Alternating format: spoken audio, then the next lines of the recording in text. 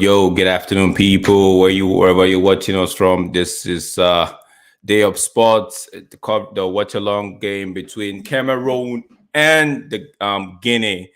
It promises to be an exciting game. I just witnessed Senegal push aside the Gambia. Senegal with the 3-0 victory over the Gambia at the earliest game.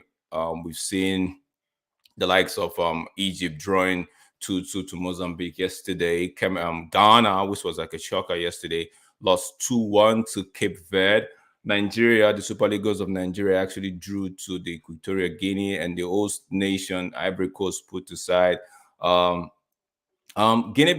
2-0. So today it is Cameroon versus Guinea, and I won't be doing that watch along all by myself. I have my buddy Sashi from Kenny Fan TV. He is joining in. I'm gonna bring him off stage now. Big up, Kenny. How are you doing? Big up, Kenny. How are you doing? I'm good, man. Yeah. I can't wait for the second game of your live stream for the AFCONs. When I actually looked into the games, right? I thought it is a really exciting season so far. Oh yeah, yesterday was very exciting because I was co-hosting with my brother, and when the game against the Ghana versus Cabo Verde, when it started, right, we were like, okay, maybe Ghana will run away with this, but we saw the fluidity with which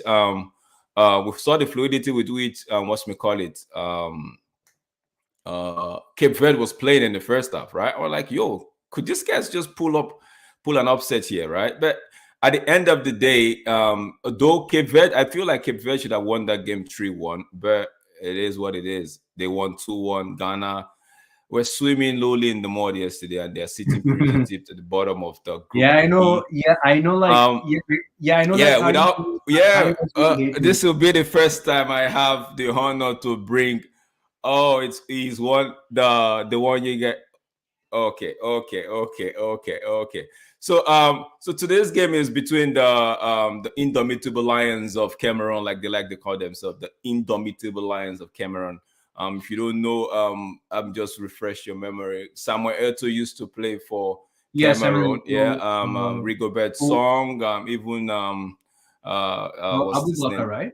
Abu Bakar. Abu Bakar does play for Cameroon. This guy Song that used to play for Arsenal plays for Cameroon, for Cameroon as well.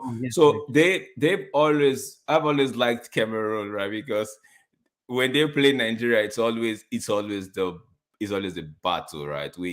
Nigeria feels like we are the best. Cameroon feels like they are the best. So it's always, and there was this time they had this jersey on where it looks like a body hug, right? So we used to always laugh at them, right? But Cameroon, Indomitable Lions, who playing the national elephants of Guinea. And before we go, let me just bring, this is the first time he's on my channel. I really appreciate him. Ladies and gentlemen, I give you Botswana Papi. Hey. Botswana. Big up Papi, Papi. The game just kicked off. The game just kicked off.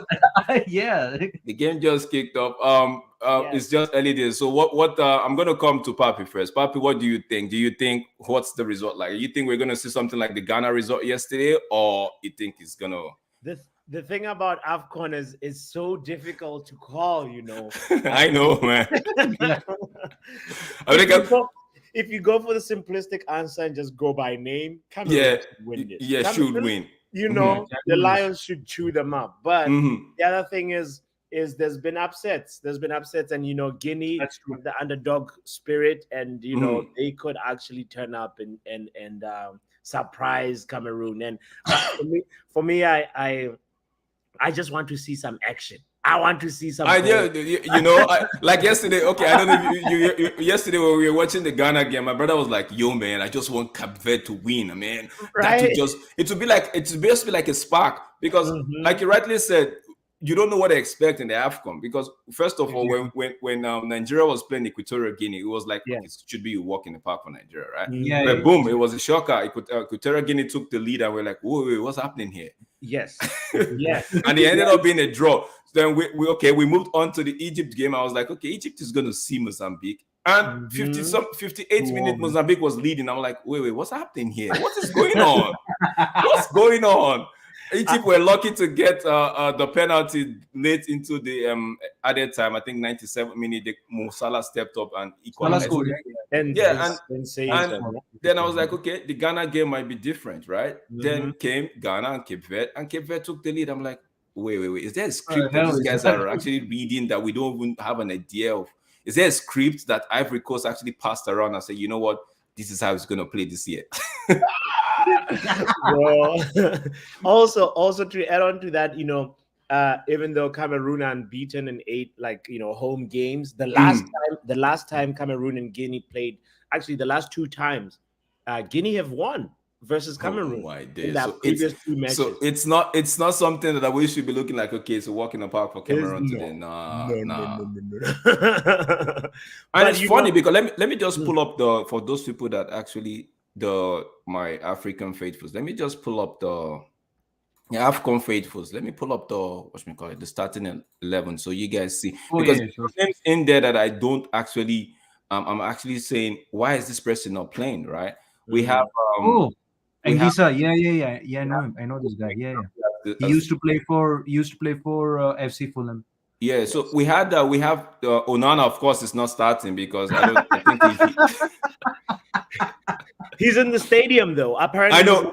Yeah, he is. So we have Ondoa starting in goal. I mean, Castelletto on the right back, Yongwa on left. We have Makodi and Wo playing the heart of the defense. Kemen, the one holding the midfield, and we have Ncham and Zambo Anguissa.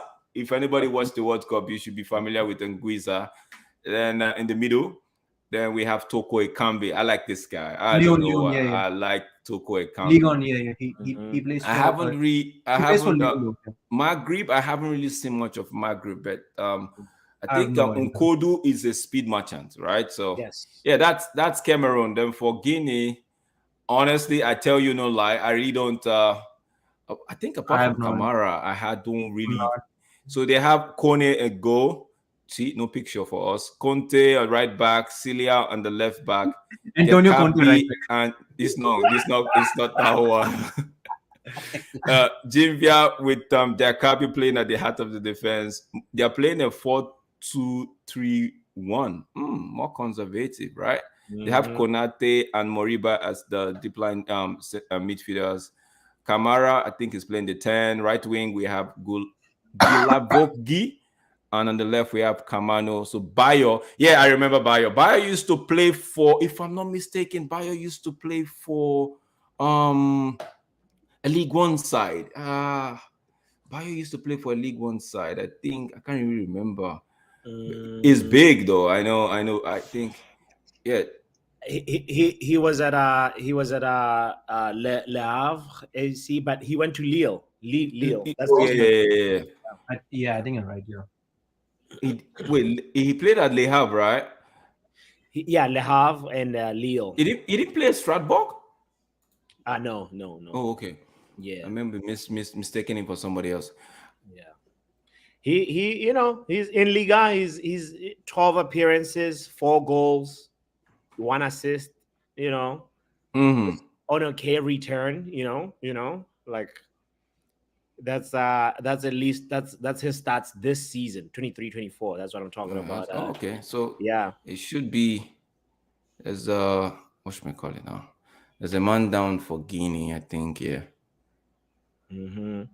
What I was gonna say while you're reading the lineup too is the surprising thing for me for Guinea is Naby Keita is on the bench. Yes, I don't know if Kudus was in the game. Yes, if Kudus was was on the bench yesterday. I can't remember. Kudus didn't play for Ghana. I'm like, why is that? What? Why is that? Like, I saw. Yeah. Even I don't know if this guy if he was called up though. Wilfried Zaha was called up for Ivory Coast, but he didn't play as well for Ivorian. So but that first game, bro, that first game. At one point, I was like, I was gonna end this stream. It was too drab the game, but when I watched Ghana and Cape Verde play yesterday, I'm like, okay, this is worthy of some.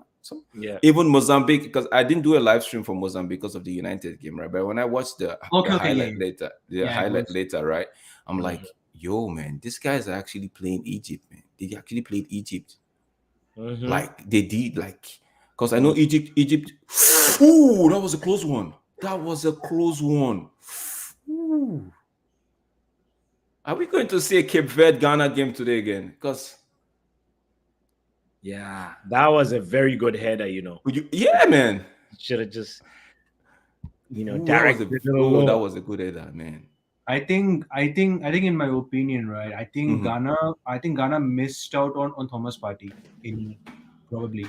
I think Ghana missed out on Thomas Partey. Yeah, maybe. No, they had maybe you could say that though, but I just felt like Ghana wasn't. I felt like they have maybe I'm thinking it might be my theory. They have something in Tana because they were not really playing the way I expected them to actually play yesterday. Like I know Cape Verde no pushovers, right? But nah, they were not there. Even it felt like, man, bro, these guys are playing some good football here, man. Yeah, Omo is saying like Bio played in Lille with Angel Gomez. Yeah. Angel Gomez, wow, bro, that's like another youngster we have sold actually. No, but is he really lighting it? Is he really tearing it up where he is now? I have no clue. I've not. Because the last time I know he went to Bovista in is it Bovista or Guimarães in Portugal from Lille, but I haven't really heard anything about him. But why is Abubakar not starting in this game? Toko Ekambi could have come from the left and Abubakar on the main striker. Ooh, word. That's because, like, actually, I didn't notice that Abubakar is not on. He's not on. No, he might be injured. He might be injured. Oh, okay. Yeah, I think that's what it is. He has a little. Abubakar is a beast. Like, man, that guy. He did this thing where he said he will. Because his injury actually happened a while ago, and he's gonna recover during the tournament, and hopefully play when Cameroon makes it to the later stages. Because that's what GB was saying. What a save from the my days! Oh my days! No! And it's. Guinea just scored. Bro.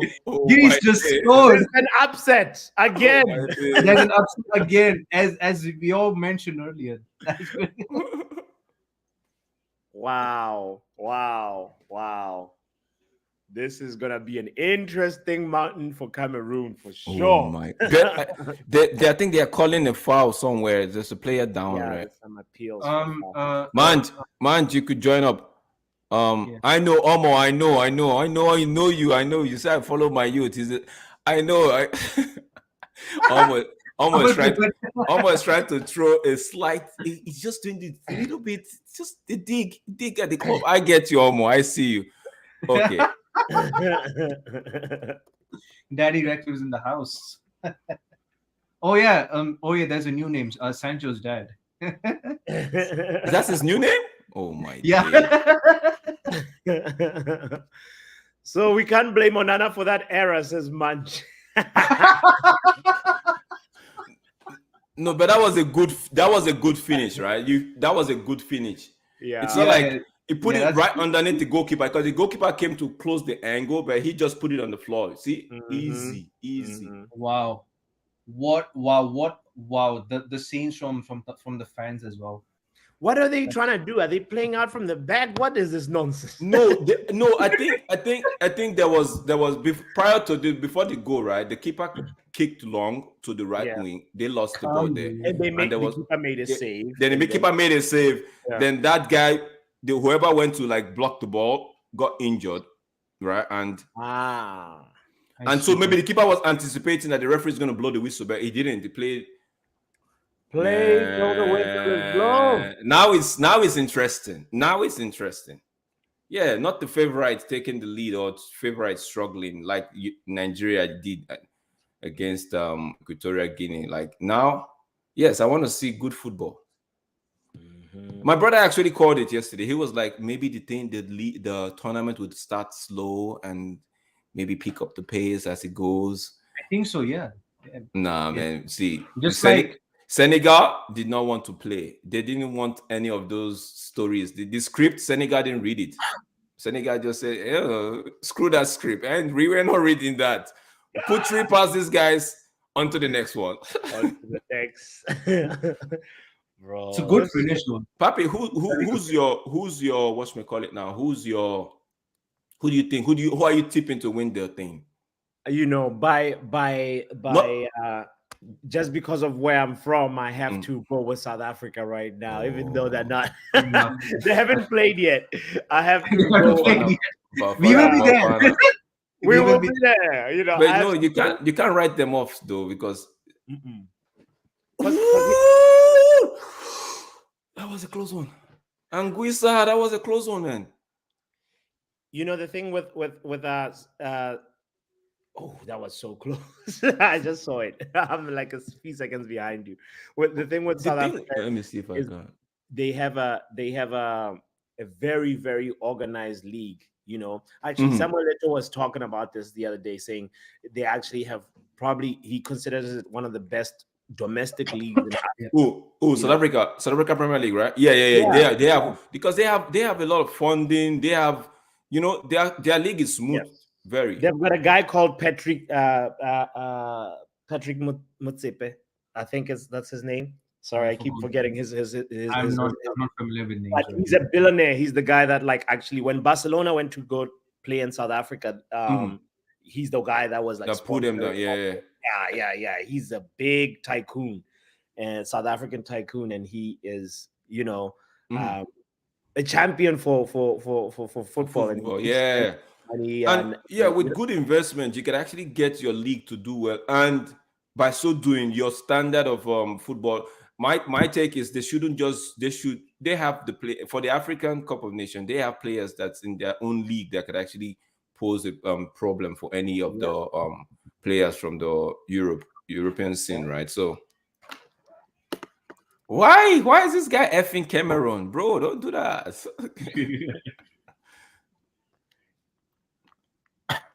Who's your favorite? Oh, Senegal. Okay, Senegal. Yeah, I think Senegal standing another good chance. That my other one other team that I'm keeping an eye on. Like, you know, they've obviously gone off to a sizzling start, but I also want to say the other dark horse is Morocco. Morocco is oh yeah. See, there is somebody will say, why didn't I just put Nigeria in? My coach is like this. My coach is like this. My own coach does like this. So sometimes we don't know what to expect, right? But we don't know what to expect. The guy sometimes he makes some things that it just frustrates some of us, right? So, but with what we played yesterday, yes, right? It didn't fill me with a lot of confidence. Like we will get to the round of 16, maybe we might just kick on from there. But at the moment, I've always thought about Senegal to win it, right? My country in that rank, Senegal, my country, then Morocco. Like Morocco, I like yo. But Egypt, I didn't really know. I didn't. Don't you have Nigerian roots? I'm pure Nigerian, bro. Yeah, what was so you're like, are you denouncing it? Did I hear you properly right now? No, I said one of the reasons why I'm not really tipping my country to win it is because of my coach. My coach is like this. His own ways we can't even predict. We don't know what he's gonna do. Like yesterday, when we were watching the game, I kept screaming, take Iwobi off, bring Iheanacho. Let Iheanacho play the 10, right? I'm like, let Iheanacho play the 10, right? Exactly. For the last 20 minutes behind Osimhen. Osimhen actually missed a clear one-on-one opportunity yesterday. He missed that one-on-one, and I would have to forgive him, but that should have been for Osimhen. That's bread and butter, but I don't know. It happens. It does happen. It's football, right? Yeah. So that's why yesterday I couldn't really blame it on the coach. Like if Osimhen has taken his chances, took his chances, then in the first half, Zaidu had the chance to tap it into the empty post, but he put it up. So if we had taken our chance, if we were clinical enough, maybe it would have been a different story before the coach, right? But he should have taken. Iwobi was tired after 70 minutes. Iwobi was tired. He just kept playing Iwobi until like 90. Is it 89 or the 90th minute? I'm like, why are you taking him off? Very. Now? It's kind of like similar to. It's kind of similar to like Rashford. You know, this guy is pissed. Big up to you. Is Felbet 237. He is pissed. He is pissed. You see, like he see what he's saying. Common ordinary Guinea, you can't beat. This guy is pissed. Like I didn't expect Guinea to take the lead, though. Honestly, yes, I did not expect Guinea to take it. If not for what Papi said, okay, since the last couple early of days, Guinea have had an upper hand, right? But I did not expect them to take the lead, honestly. Yeah. Oh, and that was a very good tackle by what is his name? Castelletto. What time are you on, Papi? I'm actually just refreshed, and it's now on after the Castelletto tackle. So probably the clock. 17:40.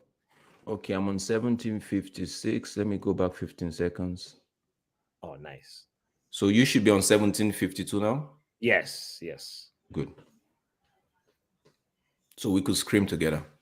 There we go. What about you, Sashiv? What time are you on? Sashiv is in Australia, so you should expect Sashiv to be like the pictures are gonna arrive 5 minutes later. Bro, I'm way too behind, man. I couldn't find like any other streams right now. That's Do you want me to leave this thing on, or I should take it off? That's fine. It's fine. Yeah, no, it's fine. It's all right. Whatever. Guys, if you're just tuning in, this is the African Cup of Nations game between Cameroon. It's a watch along between Cameroon and Guinea. They like to call themselves the Indomitable Lions of Cameroon, and the Guineans call themselves the National Elephant. So we're gonna see. It's right now. It feels like the elephant and trampled upon the lions, and let's see if the lions will actually respond. But at the moment, the elephants are proven to be the king of the jungle at the moment. So we'll wait and see. It is actually a very good question. In the safari, which one is moving? And an elephant meets a lion. So if you're just joining in, please don't forget to like, right? We're streaming on Football Power Hour. We're streaming on Mark MEFC Fan TV, as well as Kenny Fan TV and Diop Sports, right? So do give these guys a follow, do like and subscribe. Okay, Manji saying he will join at halftime. That's okay. That's okay for Manji. That's fine. Yeah. So please do subscribe. I think Football Power Hour, where are you at your sub? I think you're about 2 or 3 away from 1K, or you passed 1K. Oh, right? Nearly on 900, right? Almost 900. Almost 900. Almost 900. Okay. Yeah. So please get my bro to 900. Get him to 900. I think Kenny Fan TV should be nearing 100 as well. Please I'm just. Okay, it's Mark that is getting to 100. Please. No, it's not me. Get Mark to about 100. We could do it. Show some love. Show some love. It's easy. You just have to. All you need to do is just right now, as we're talking, you could just click the X button, go on the subscribe, go on the like, then click back on the live chat, and you're with us. There we go. It's easy. Thank you so much. If you love African football like we do here, it's at the moment it feels like a shocker to us, right? The Guineans actually they took and it was a good goal. it wasn't as if it was a fluke goal. It was a good goal. So that was a good finish as well. Even the Cape Verde game yesterday, they scored 2 good goals. Yeah. Oh, and Cameroon are already starting to get frustrated right now. You know, yeah, you can tell just like the Real United, kind of, sorry, but I have to joke on that, bro. Do you remember the 2010 World Cup when Cameroon pulled up with one body hog of a jersey? I remember that design. Whoever designed that jersey, they were all looking like they just came out of the gym, man. Like, yo, they were ready, like they were looking intimidating. Like, if you look at him, like, yo, are these guys coming to play football or are just coming to do something else? Like, right? Yo. To be fair, I'll be honest with you. I think Copa America, it's just a lot of like roughness and stuff. Like it's just madness. Copa America for me is like the most fights I've seen so far. There's a lot of arguing. There's a lot of dark art in that one. But I think, for me, AFCON is unpredictable. The referee can end the game at 80th minute. You know, anything. I think like Papi, you should stop saying that. You should stop saying about the referee ending the game before the next game. It makes us look bad. Please, people are watching, right? People are watching. Protect our image a little bit, please, Papi. Please. You gotta embrace it. That's special about it. you know, Drex. My favorite one is there was a player on a stretcher that was about to get medical treatment, and they, you know how they drive using the golf cart. The golf cart hit the player on the shoulder, the injured player on the shoulder, and he's like, "What are you doing? What are you doing?" These guys, sometimes they can be funny, man. They can be very funny. The comedy. Oh my days! Like, you look at them, I'm like, yo, what's happening? Don't you guys just look at what's happening in the water and just try to replicate it? Right. One thing I've noticed about the Guineans, right? They are tall. They are tall. Yeah, actually, I just also noticed. Like, yo, man, they're tall. Just noticed, yeah. Do you think Onana will come in second half? Nah, he's not. No, next game. Do you think he'll come from the stands and be like, all right. He's still jet lagged. He was still concede goal, man. If they lose this game, I think the manager would be pissed at him as well, though. Real Martin coming here saying 894 subs. Oh, almost there. Almost there. Somebody joined us since yesterday. Big new person. Everyone else also. Man, big up for whoever joined yesterday. Big up to you. It's oh man, you just took us closer to the 1K sub for Football Power Hour. We really appreciate you. Right, we really appreciate you. The next step should be 1K. I'm gonna say, like, you know, it's always like one subscriber at a time. I love the organic growth. Obviously, would love the channels to grow faster, but you know, the slow organic growth where everybody, of course, is involved and a part of the conversation, a part of the experience, a part of the watch-alongs and the football opinions exchanging. That's what it's all about, you know. That's what the space is all about. And I appreciate everybody who's with us right now. Make sure you like, guys. Make sure you subscribe. Make sure you like. It helps the channel grow, and it helps the channel grow, man. Exactly. Yeah. Mark coming in big saying the Guinea team are here to play. Of course, they are here to play. They are not. I actually was thinking this game would have been a 2-0 to in favor of Cameroon, but I guess I was wrong, man. I was way off the mark there. I'm way off the mark there. You're way off the mark. Oh my bro, man. My bro coming in and say big up, guy. Big up to you, Tesh. I know you're at work. We co-streamed yesterday. Hey. I tuned into some of your stream yesterday. Okay. Big up. Thanks, Papi. Yeah. So now it feels like Cameroon are trying to get into the game. They have the lion's share of the possession, 65% to 35, in favor of Cameroon. So let's see what they could do with some of this. Man, Abubakar not playing in this game is actually a huge loss for them. Yeah, that's true. His hamstring injury, he has to recover from it quickly. Yeah, man. They also have there is Abubakar, there's Toko Ekambi, there's another guy I can't remember. Okay, what can you do with this ball? Okay, Toko. Nothing. Ooh, man. That was a good cross though. Yeah, Dangerous that guy. cross. I don't know what that guy was doing. Just put your head to the ball. Attack it. It feels like the people we tend to call the favorites. They are the one that's just coming here just to mark time and leave. It's like they all telling, like, I don't understand. Vibes. Yeah, man. Like the ones we tend to call the underdogs are taking this thing serious. That's why you say I like the team, like the Senegalese team. They don't mess around, bro. No. Go in there. If the game is tough, the game is tough for them. But they go in there, do what they have to do. I think Drax, it's kind of just like a World Cup, like a World Cup 2022. It is very similar, like just like Saudi Arabia, even though they were that close to making to the round of 16. Yeah, but they still beat the current World Cup champions as well. I was literally watching that game with my friends as well. I was like, wow, that was an upset. Yeah. But no, for Ghana yesterday, I can't really call it much of an upset, right?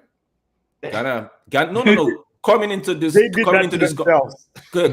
competition, Ghana haven't been that team that you would say, okay, would come into the competition and tear it up, like you light it up. No. True. They've actually not been something, like they've not been able to get their form up there. So if Equatorial Guinea had won Nigeria yesterday, then that would have oh my days. My Twitter NG would have been scattered.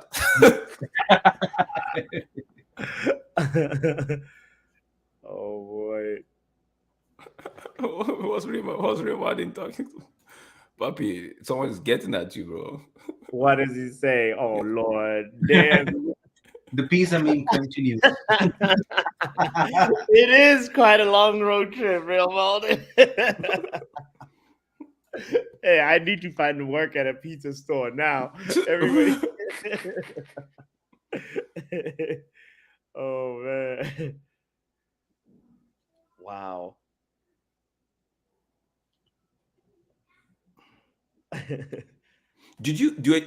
Were you opportune to did you actually take a sneak peek at the Ivory Coast game? The opening game? No. That one I did not see. I was actually working at the pizza store.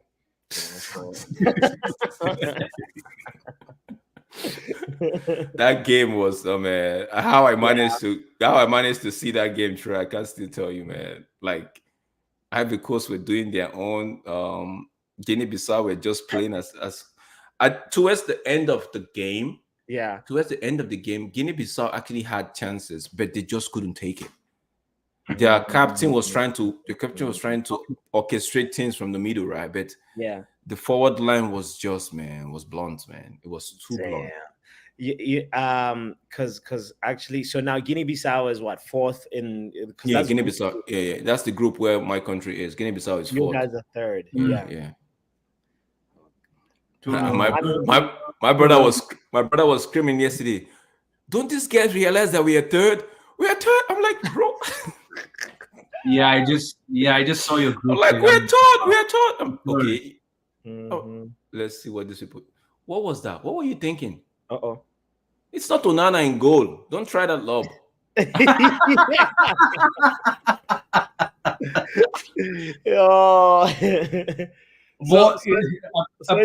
Apparently he's a ball playing keeper, you know.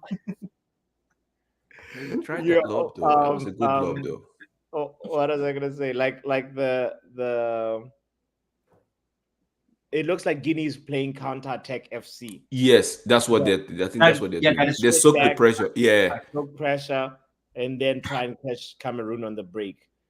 And you know, like let's see how what's his name? Rigobet's song. It's already a water break, cooling break. Doing shades at Onana is just insane. It's mad this season. See, Tesh, Onana did that to himself. Yeah, he did. He did it to himself because his mates are already were in camp 2 weeks before. Yeah, if not 3 weeks before he came, he arrived, or 2 weeks before he arrived, right? Yeah. Don't those guys, don't they have team that they want to play for? Right. And it's like he wants to take. So I see, bro. I don't actually. When he said he wants to play the Tottenham game, right? I'm like, okay, you better play the Tottenham game and keep a clean sheet. No, but you let two pass you. Maybe You let two go past you. Of which the second one, we are questioning you because if it was a different goalkeeper, they might have pulled a save.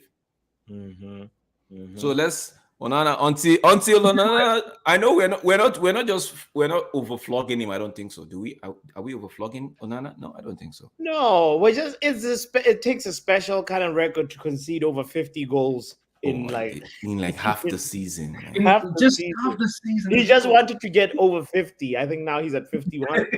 Oh my days. So if I don't know better, right? Yeah. If I don't know better, I think maybe he's doing a Ivan Toney. Because maybe he has told somebody, like, you know what, I'm gonna concede 50 goals before the end of January, man. Because I didn't see a point why he stayed back yesterday. I didn't see any point. Because it's not like, did he actually pull up a save yesterday? Like we would have said, okay, with that save, maybe he kept us in the game. Like, that's why you stayed on that. No. He didn't. So he might as well have had Bayanda in goal, and maybe that ball that Onana let in, maybe Bayanda would have just stood tall because he's tall, and the ball hit him on his shoulder or somewhere. And it's also just a matter of just getting some practice, getting some building some chemistry with your teammates, you know? Yeah. And he wasn't given that opportunity. So it's gonna be harder to judge Bayanda as a number two. It's just like it's gonna be hard on him. It's gonna be hard, you know. Test coming in and say he's determined to bring United. He stayed behind. He's determined to do what? Onana is determined to bring United down, and he stayed behind.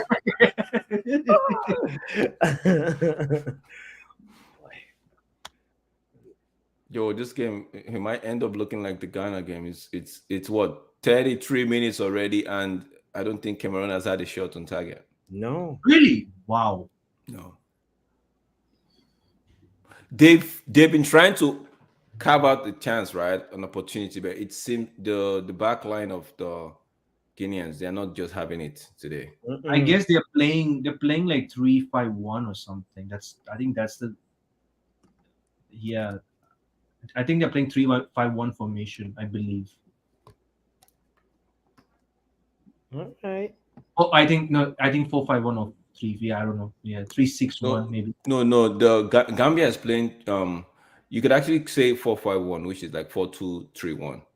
So they have two defensive, two pivot, right? So defensive midfielders actually sitting, protecting the back four. So meanwhile, Cameroon is playing 3-1-6. Maybe trying to play the ETH kind of game.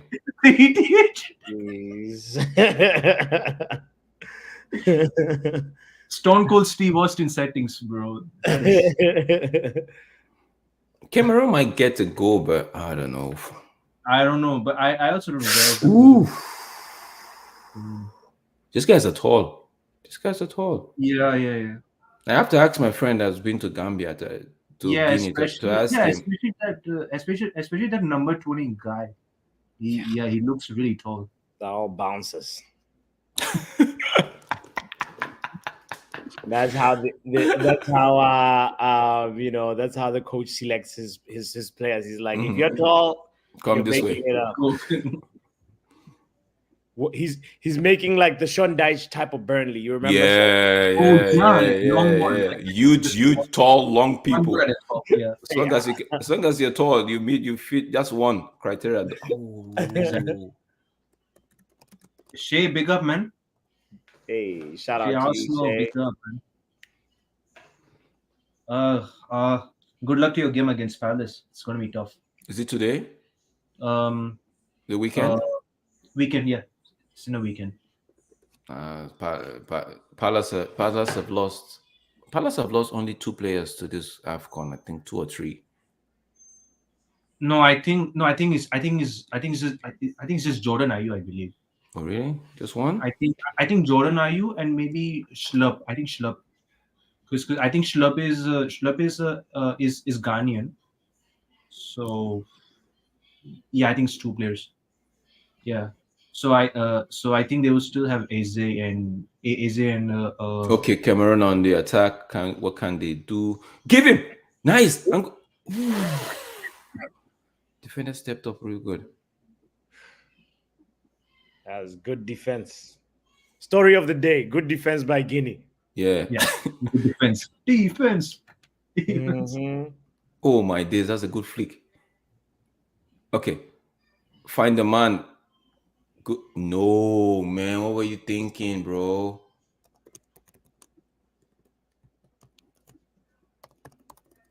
Bro, What were you even that, thinking? even that goalkeeper is tall as well. Wow, they have like around 6'5" Cameroon. players. Yeah, no, white. Cameroon with the corner kick. Let's see what they could do from this. It's a case of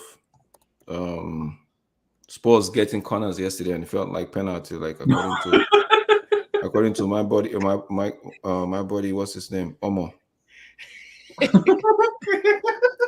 Yo man, every time now because of United, anytime I see a team gets a corner kick, right, I'm like, okay, they're gonna score. And if they don't score, I'm like, okay, why didn't you score? United have traumatized me to the point where like, yo man, They have traumatized with corners, man. Bro, I say this on the Power Hour stream. It's just like KG's FIFA stream. Yeah. With the corners. that's too deep. That's too deep.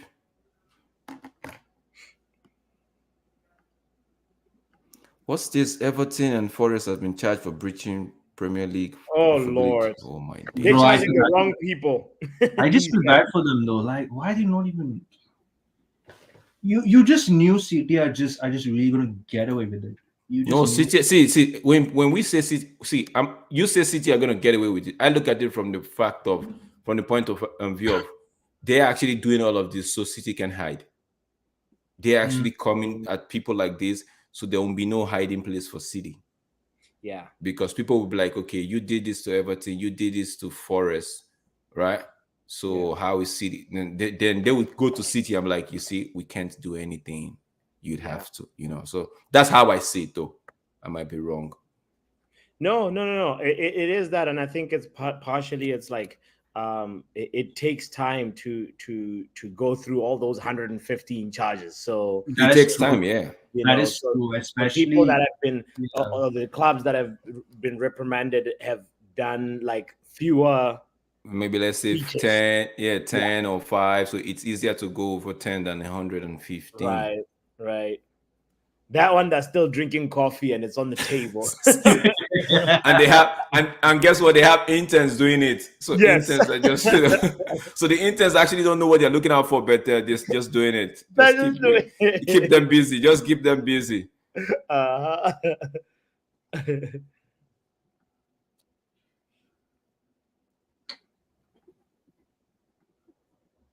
All right, Guinea's holding up. It's just the 5 minutes till halftime. Great Samuel Eto'o is pissed.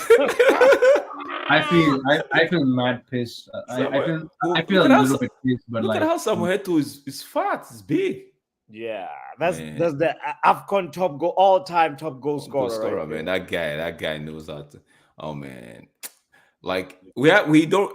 That's why the likes of Sadio Mane and Victor Osimhen, I actually want them to do well because currently speaking, we don't have anybody like that, like them Eto'o and them Drogbas. We don't have anybody, them Okoshas. We don't have them like that anymore. No.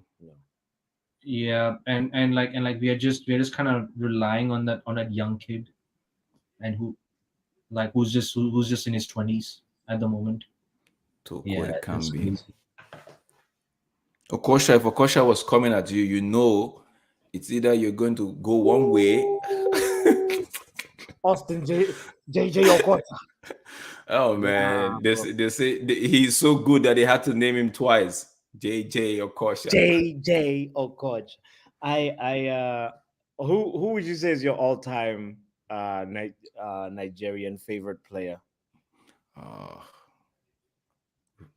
People tend to say, for me, we had Finidi George.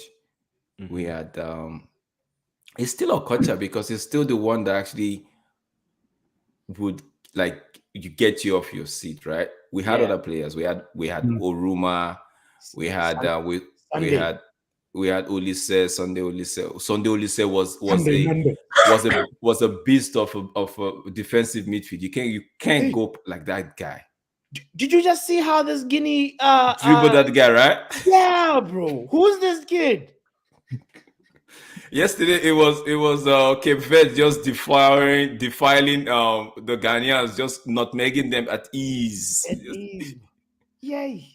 That for me, that's one other exciting thing about AFCON. The skills, bro. Yeah. So everybody wants get out. Nice. That was amazing control. Amazing control by Guinea's number 18. Yeah. Sheesh. Bro, man. See the way he did it. I'm like, yo, just go. Continue the race. Continue. Yeah. Kamara, yeah. Solid. Cameroon, you have chances now. Make it count. Yeah, just make it count. What's up, Taco Salamanca? Big up to you. Thank you for joining, Taco. Yeah, big up, Taco, man. Hit the like button, please. And it's the chill along. Cameroon versus Guinea. Stress-free along. Stress-free along. You know, United is not playing. No, there's nothing attached to it, so it's stress-free. No more United for 2 weeks. Woohoo! At least we can be 2 weeks of freedom just before we. No, but honestly, you guys say 2 weeks of freedom. Me, I say, man, 2 weeks of not seeing United plays is tough. Yeah, exactly. See, the relationship with me and United is like, man, you can't. It's like those ones that the what's me call it, the therapist will be saying you'd have to walk away. You'd have to walk away. And I'll be like, no, I'll walk away. But when I go home, I'm the one bringing flowers. Yeah, no.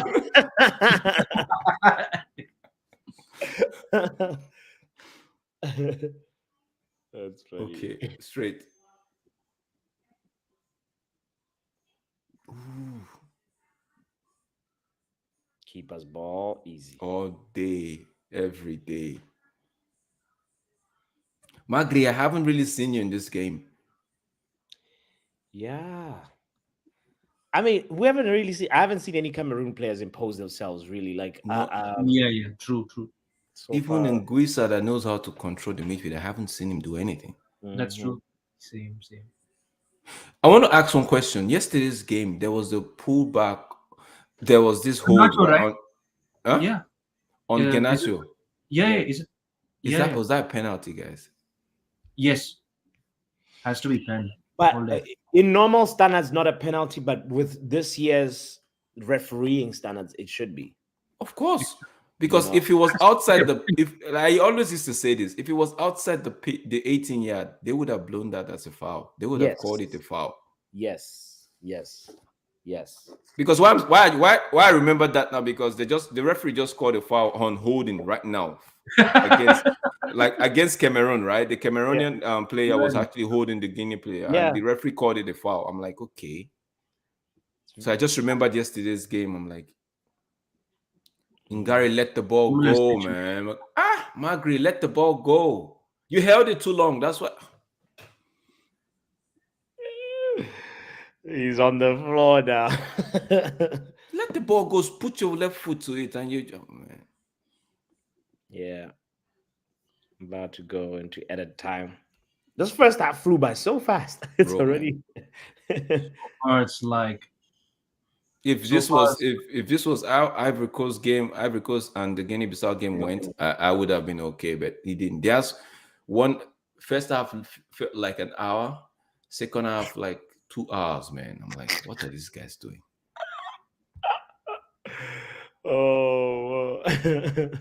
Oh, come on! I sent the Manja sent the thing already. Yeah. I'm about to share it with Munch. Yeah, Munch, the Okay, link is there in the chat. Okay, share with Manja. Yeah. Manja is gonna tell us who he supports, who is. Right. So, Yeah, he must pick a country to red card on the review. He would pick a. He would pick. Tell me who he's gonna support today. No, but Potential red card. What oh, is that? VAR. Was that actually something that they would take to the VAR? I think it was. I just felt it was a mistake. Yeah, they asked him to go look at the monitor, bro. Oh my days! But that wasn't intentional, man. Oh, referee, they're about to do something here, man. There was a brown envelope. If this is given as a red card, no, but it wasn't intentional. Is that? Can we say that wasn't? It wasn't. hey, bro. That was actually unintentional as well. Oh man, the first one looked like the first one looked like an intentional thing, but I can't say. He steps on him and then he glides a little. Yeah, it's the glide. You know? He might get sent off for this. Oh, Casemiro will get sent off. Casemiro will get sent off for that. No, that's from that angle that they just showed it, right? Man, he's gonna. Oh man, he's gone. It looked worse from that angle, man. He's gone, man. Yeah. Like, ooh, even red card. I think no, it's a red. Yeah, I think it looked like a red as well. It's gonna make the game even more. Oh, bro, why did you do that? Yeah, aren't you the captain? It's in the middle of the park. He wasn't going anywhere. He wasn't going anywhere. Oh man, that's a red card. Because looking at it, man, that's a red card. Yeah, true. And he gave him yellow at first, right? It's bye. Yeah. That's like what? That's like 2 games done already. If Guinea actually qualifies, he only plays on the next time he plays is when Guinea qualifies. That's if they do qualify. If they do qualify for the round of 16. Well, Kamano, they were actually Kamano slow motion as well. They were doing it in a very slow motion. No, but I know, but Francois Kamano, go take an early shower. He forgot to give the armband. he walked away with it. Oh. No, but he could actually say the referee wasn't harsh. The referee actually gave him a yellow card, right? Yeah, but they had to review it. So this is the thing if the VAR team says go review that. Oh man, it's most likely, a red. Because I remember the Egypt game yesterday when they asked the ref to go to the monitor for the penalty. I'm like, this is definitely a penalty. Mm-hmm. There's no way he's overturning this. Uh-oh. It's gonna be tough now for Guinea. Yeah, they're just gonna be playing defense. It's defense versus attack. I mean, it was already that, but it's now gonna be. Why is Mark calling you both Glazer? Mark, I'm gonna celebrate like Rashford and say you and Real Madrid.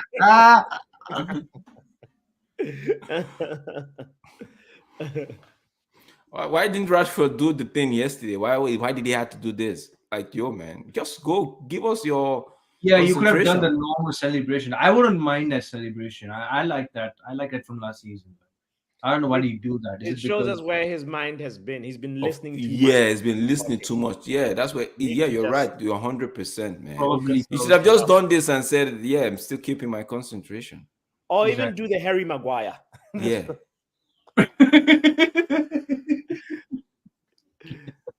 Cover your ears. That's all. Just cover your ears. Yeah. This is the second red card in the tournament. Yesterday, Mozambique saw a red card. I think it was 2 second yellow card and a red. No, this is a straight red. I think Cameroon will just nick it. They might end up being a draw, man. Yeah, I think so. Yeah, that's true. half time. Let me see let me see who they have on the bench. Let me see. Man, you can hop on and tell us who you support, who you're going to be taking as your African country today. Don't worry, you would take one. You would have to take one. Man, you should support South Africa. Okay. No, man, don't. No, man, don't. No pressure. No pressure. No pressure. No pressure. Come in and pick a country. We have. If you want me, I'm gonna give you a list of them. Maybe the names might just look. The names might just look good, and you pick one. Okay. And Shay as well. Pick one. Real Walden. All the non-African homies that are in part of the community, guys. You have to tackle. You have to pick an African country. You know, what's your country for the tournament? This is gonna make it even more interesting as the thing unfolds, as the tournament goes on. But yeah, it's we'll see. Mozambique is also like a good shout, you know. Mozambique, yeah. Oh, Mozambique, yeah. They held their own against Egypt yesterday. Yeah. So talking about Cameroon, I remember this guy Patrick Mboma. Take Mboma. If that guy gives you a shoulder budge, forget about it. You're gone. Yeah. Yo. There's a guy called Skycrab92. He says Cameroon hired Song as coach just because he's Eto's friend. He failed horribly as a youth coach. Cameroon won't go through the group stage. Oh, really? You think so, Sky? You think so, Sky? But now Cameroon have a man advantage in this game. Yeah. Don't you think they might come back and just nick this one 2-1? I think who's in their group again? They have Senegal. Okay. Yeah, Senegal is tough though. Yeah. They have Senegal. On to something though, because he is, yeah. You know, like a lot of why there's obviously a myriad of reasons why some African countries that don't really progress. There's a lot of jobs for the boys. A lot. Happening. We see that in Ghana. We see, even in Nigeria, they rotate the coaching thing with ex-players just to keep them. I don't know why and sure, that's a way to keep your friends employed, but you're also kind of putting a cap on the progress that the national team should be. Yeah. I remember there was a conflict of interest that we talked about in Qatar, actually, when Ghana. I found out that one of the players that will remain nameless, his agent is also part of the confederation. So if you're the coach and you want to keep your job, you have to and pick the guy.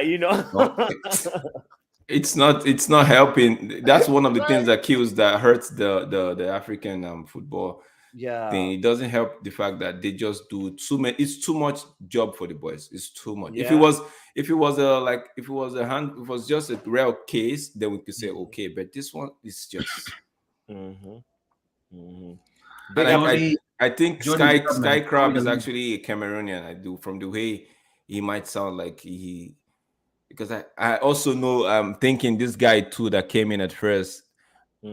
Bet as soon as they fell, bet 237. That guy, he's a Cameroonian. he's the guy. He wasn't having it.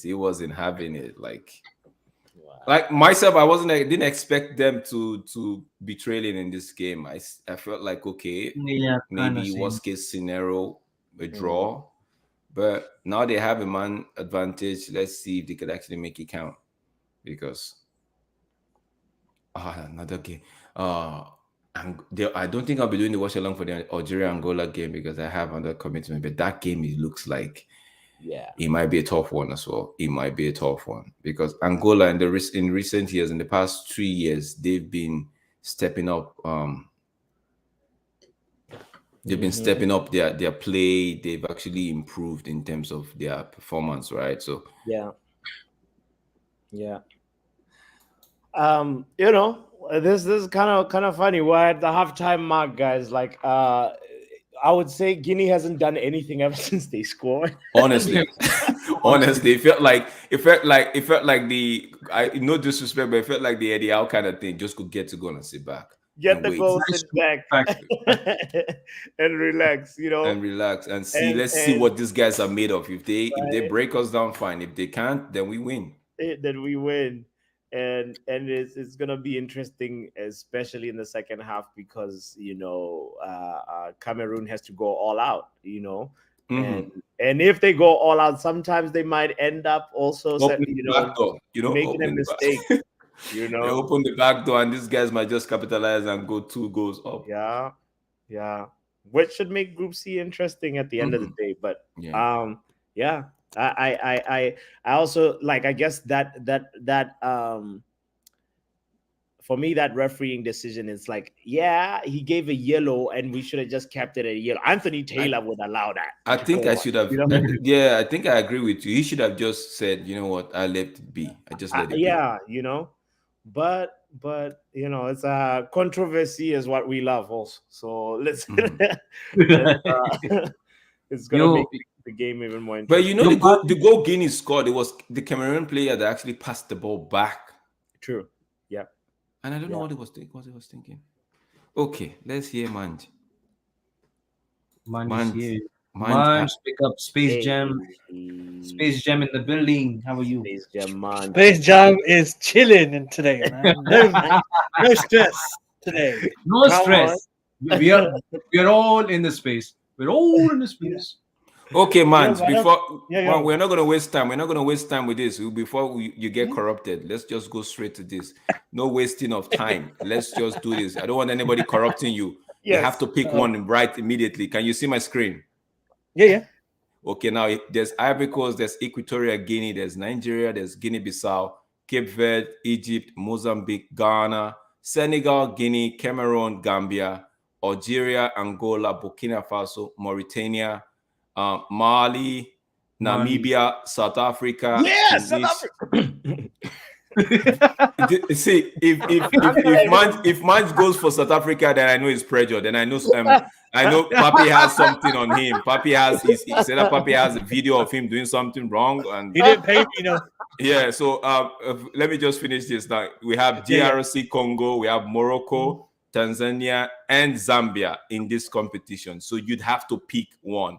So I'm going to go slowly go over so you can actually see it again. And that's easy. Okay. I already made a pick. Okay, you already made a pick. What is it? I like that. All I'm saying, Manj, is before you announce. Don't. Passport. Okay, all right. You can't do what they played today, but the pictures went out for about half an hour.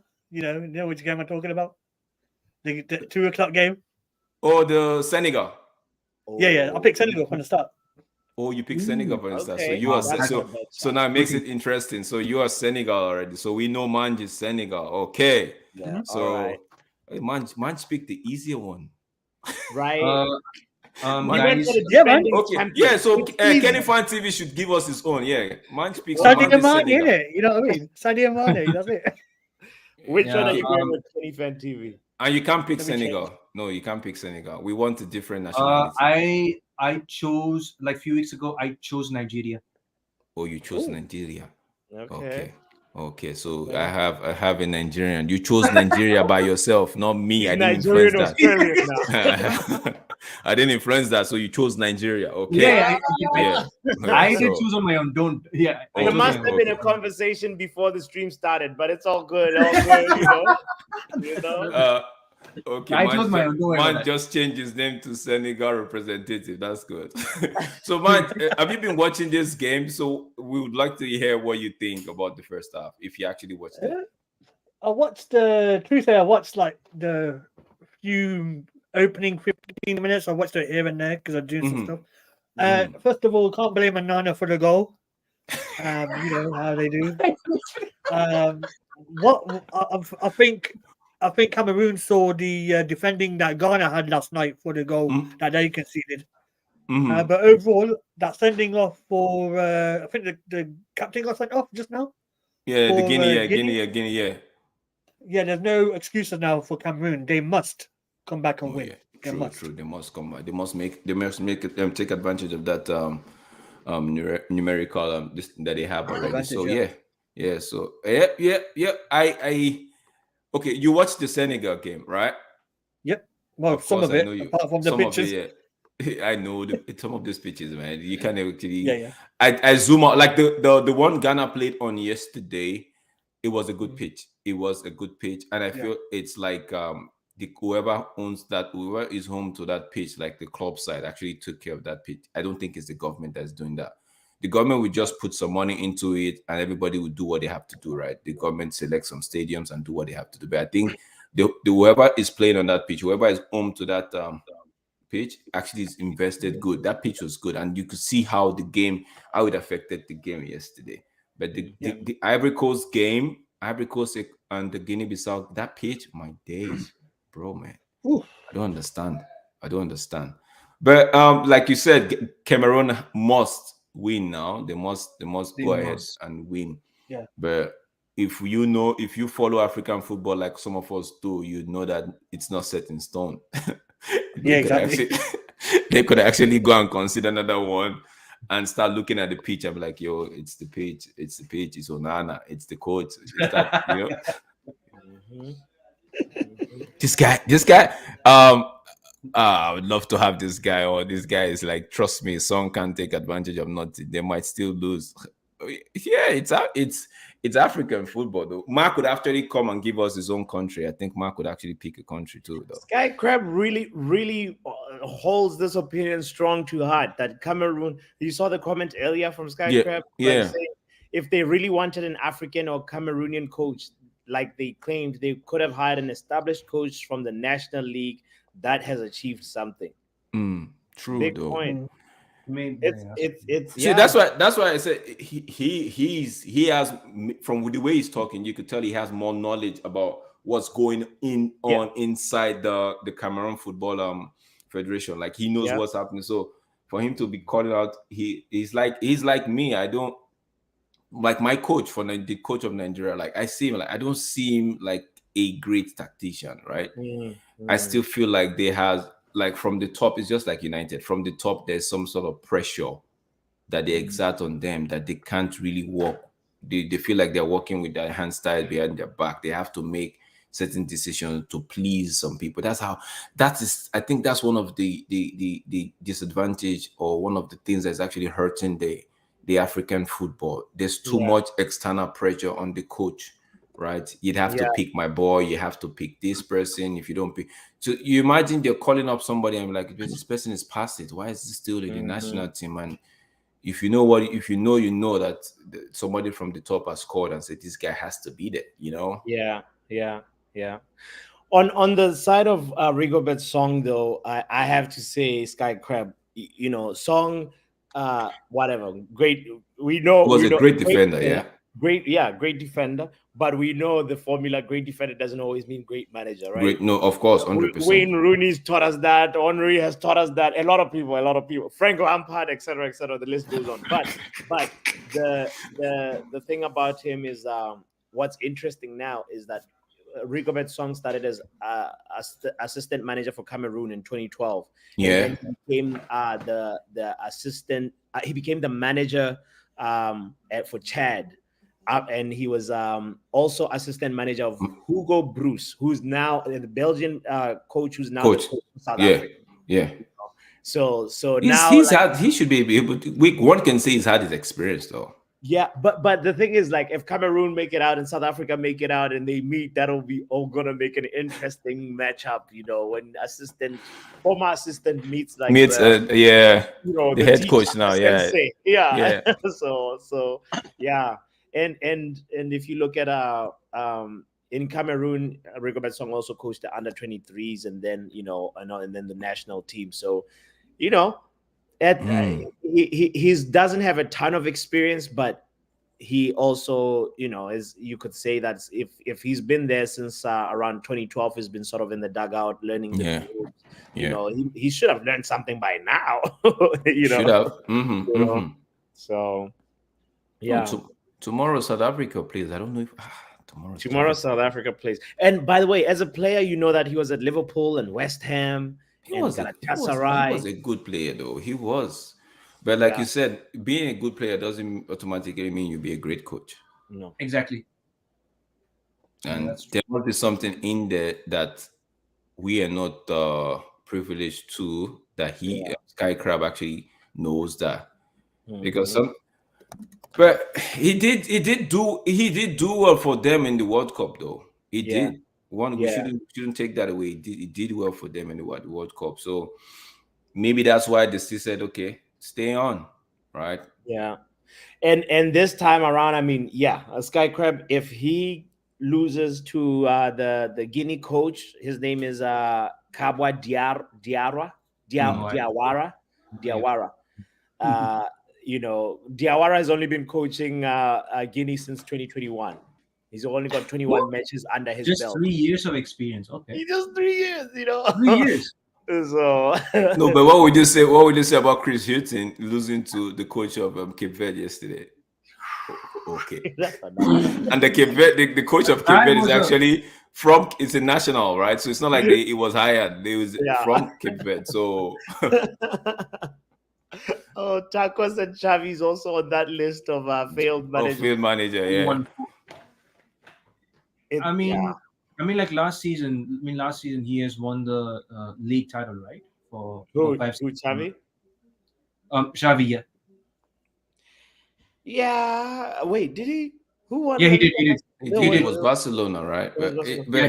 But you could also look at, one cannot say he's not a good coach. At the same time, is it the person? It's a question. Is it the person that would take Barcelona on a long ride?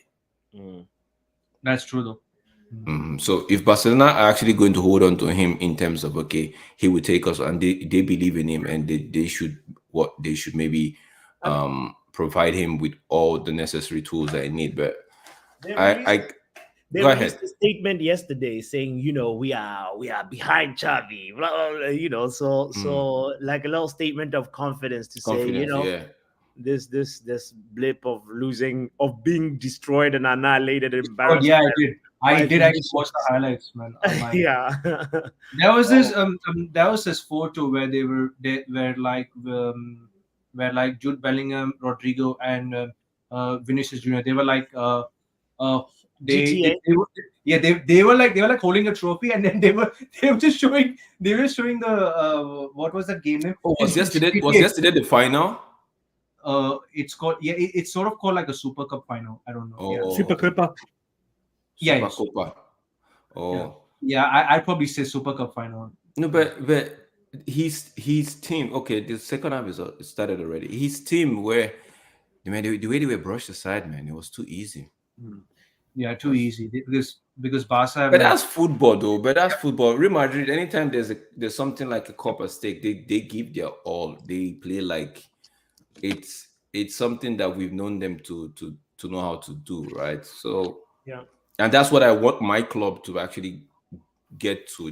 That's where I want them to get to. Where if they see a cup, whether it's Admiral Dresser is actually hosting it and inviting them, as long as it's a cup, they win it. We don't want to know what play and win any competition that you're in, not just go count numbers and have some players rack up numbers for their personal accolade. Like some of them, we know them. They just want to do and improve their numbers. True. Oh yeah. Mark did. Okay, Mark. Guys, if you're just tuning in, this is Mark has just shared a link to everybody's channel. Please do give them a follow. This is the link to Football Power Hour. Like we already stated, he's like 6 subscribers, if I'm not mistaken, away from 900. And please, guys, it's very easy. Just as I'm talking, you could just do it. It's just click subscribe, turn on the notification bell. You don't want to miss happy hour on a Friday. It's one of the shows that you don't want to be missing on Fridays. It's a fun show. It's a chill. You could it's for everybody. So there's no swearing. There's no, anybody could watch that show. we play a quiz, and ultimately you'll improve some of your football knowledge about football and stats and all that. So so we try to keep it clean. We're on what? We we try. We try to keep it clean. So so just and you could actually I think he's on 45 now, 46. We're going this Friday should be 46, right? Yes. Oh yeah. This Friday should be 46 happy hour. So stay tuned. That you would want to subscribe. You want to turn on the notification on bell. So when he goes live, you don't miss anything. All right. Guinea on the attack, bro. You see this? This was Sky Crab was saying it earlier that we trained to just brush him aside. Okay, this is D-Hub. That's for D-Hub. That's my channel, D-Hub TV. You just click on the link, it takes you straight there. You see this D-Hub Sport, but the handle is actually at D-Hub TV. Do give us a follow. We are on the road to 40 subscribers at the moment. We'll get there. With your help, we'll get there. Thank you guys for the support. Thank you for the love. Yeah. And also, this is Kenny Fan TV. Kenny Fan TV was right up here. You could I think Kenny's also on the road to, if I'm not mistaken, 60 subscribers or 50 subscribers. Yeah. He does his own thing. He's a United fan through and through. Yeah, please do subscribe to all channels. Here comes I think this is Mark's channel as well. Do subscribe to it. I think, Manj, do you have one? No, I'm on the road to 1 subscriber. But I'm currently doing wrestling sports entertainment content, writing form. That's nice. Hopefully, one time I'll be on the YouTube if I'm this confident. But you never know. One day. Take your time, step by step. Yeah, bro. Yeah, man. Got to build. You know what I mean? Yes, sir. What? Sky Crab actually came in and said, "I told you." It's because of that. It's because of the way Guinea was attacking. It was 3-on-2. And it still feel like man, Mark is saying share the link, bro. We never can just share the link. Yeah. We might just pull up one day with is it a WWE and SmackDown? Did they call them SmackDown still? Yeah, it's WWE, SmackDown, AEW, all that man. Bro, put the link. I'll share the link in the chat. I'll share the link in the chat. Go ahead, bro. Your audience might be here just waiting to actually watch some SmackDown with you. Right. Yeah, man. It's a goal for Cameroon equalized. They just equalized. Goal from Magri. That guy. We said actually they must. March was like they must from this point. They must. Yeah. They must. Cameroon just pulled one back. Yeah, it's an equalizer. This guy Magri is actually pissed. Like, yo, man. Somebody said something to him. That was a good header. I wish Yeah. Anyway, we're not gonna talk. Hoyland can't do that. You know what I mean? Don't. Don't blame the English. You head the ball down. That's what you do. The ball down. Not the one that you have to put it up. Yeah. I don't know. Like you're right, Papi. I don't want to talk about it because that was easy. We're gonna bypass that. That was easy 3-2, easy 3-2, and he just let it go. Oh. That was a good header, though. It was a good header. And really nice cross as well. Yeah. Even the goal Osimhen scored yesterday, he had to head it down.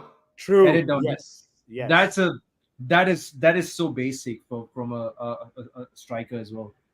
That is basic. So should we just forgive what's his name? Forgive McTominay then because he's not a striker?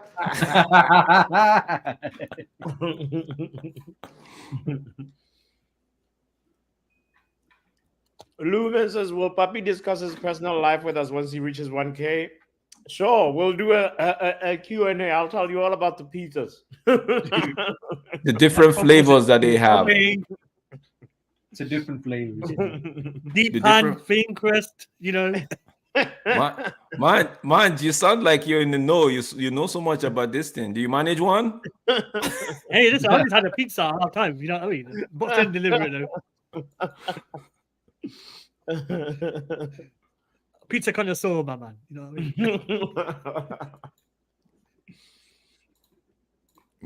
Nkodu is about to cross from a similar position where he crossed. There's a free kick. Mm-hmm. And what minute are you guys on? I'm on 52-25. Yeah, I'm on the same thing as Papi, 52-25. Now Sachib, 29. Sachib is in Australia. Don't ask Sachib. Oh, he's on the 8 o'clock game, isn't it? You know what I mean? He's way too behind, man.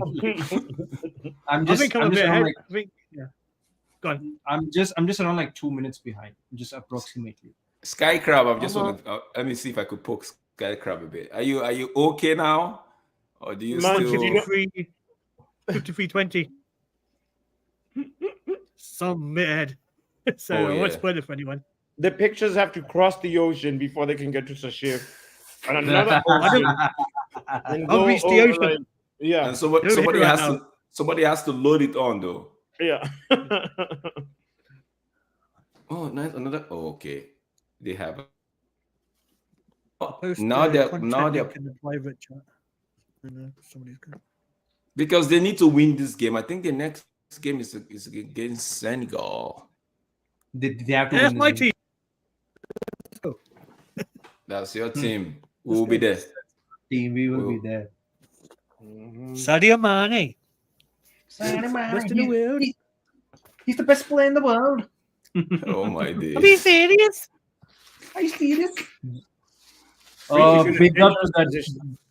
Big up to like this James Redmond, man. This guy is just such a fantastic YouTuber, man.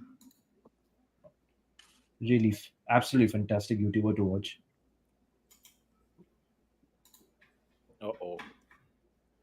What's happening right there? Cameroon with a very, very promising free kick right now. We'll see if they take advantage of it. It's like the second free kick in like 2 minutes. They're really asking questions now. No, it looks like, of course, they have to ask the question. Else, people like Sky Crab would cuss them out. Sky Crab must be Cameroonian. I guess so. Yeah, he must be. Sky Crabby. Yeah.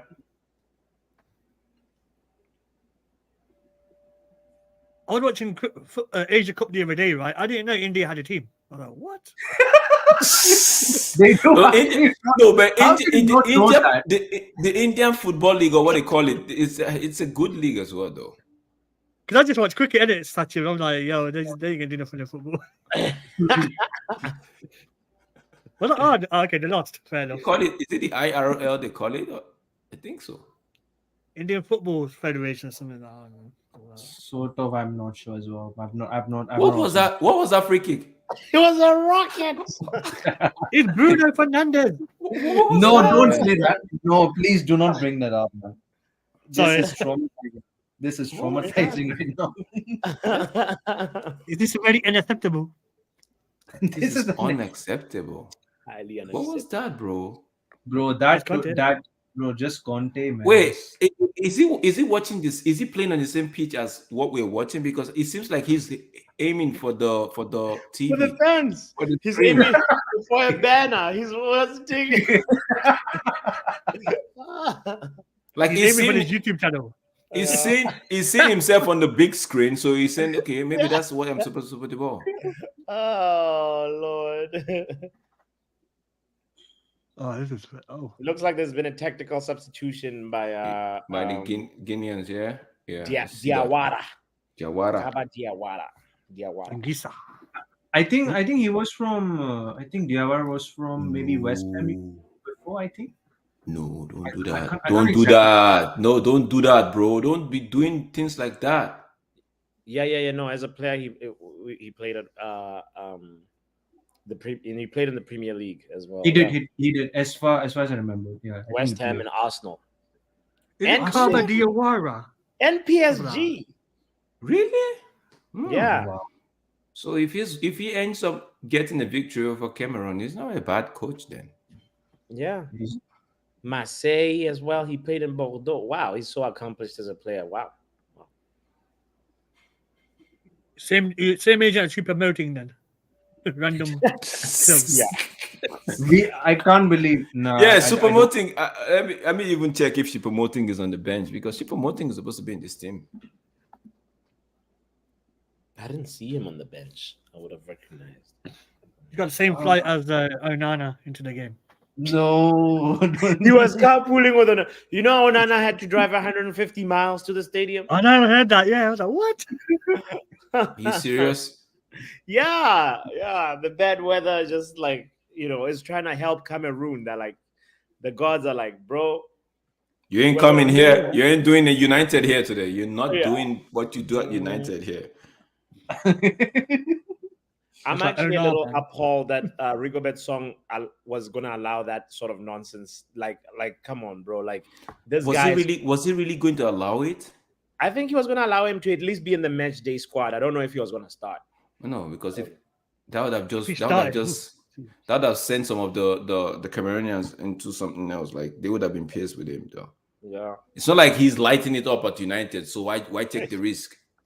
Imagine if you're Cameroonian and you support Man United. Oh my days! Oh my days! Ooh.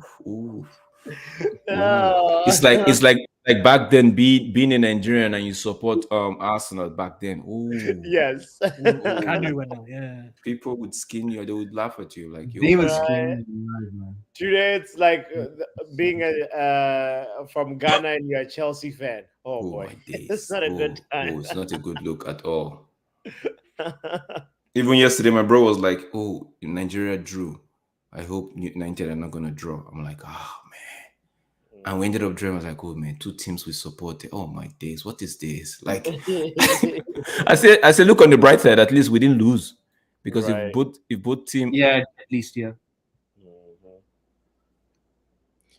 So do you guys think Cameroon is gonna get a second or Guinea? Oh, well, and they will get a second with the way they are playing. Yeah, I think so. Yeah, they might probably get a second or you probably 2-1 Cameroon because of the men advantage. If the referee doesn't end the game early, then You've come again. You see, like Papi has given you this clue like this. I remember from last year, Drex. Like somebody blew the whistle at 79th minute. It's like okay. Pizza delivery. Are we good? Yeah. Are we good? What about the was he Howard Webb who gave somebody 3 yellow cards before? Australia. Yeah. World Cup. Yeah. Remember that. I'm like, yo, they didn't tell you even when you were giving the third one, nobody called you. I'm like, yo, bro, no, hold on, you don't.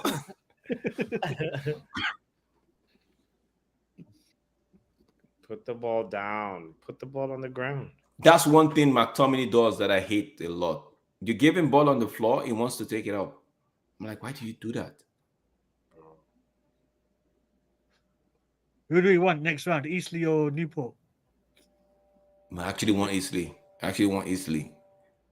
I remember on that before the draw, I was like, give us. I think myself and Mark were doing the stream. I said, give us Eastleigh. Yeah. Then it just came up. Stephanie just put it up and we're like, Newport or Eastleigh. I'm like, good. Yes. I mean I think we'll smoke them. It just shows like how really awful we are like this season. How we just want these poor teams. Yeah. No, so wait. Just because you want an easy ride to the final of the tournament doesn't make you bad though. Everybody do get. Like if I don't fancy our chances against Newport Eastleigh the way we're playing right now. It's one of them. Ooh, Guinea could do something. That's a red card. That is a red card. That's a red. No, that's not a yellow. No, that's not a yellow referee. That's not a yellow referee. You just Neville. VAR. They have to go to VAR. That is not that's the last man. That's a red card. Goal scoring opportunity. No, referee. Gary Neville's watching this saying it's a yellow card for the Ghana side. I'm going to say Guinea, but it's immature. He's going to get sent off for 6, 7, 8, 9, 10 games. Okay. it looks like the other center back was a little bit behind him. No, Maybe. it was no. This guy was the last man.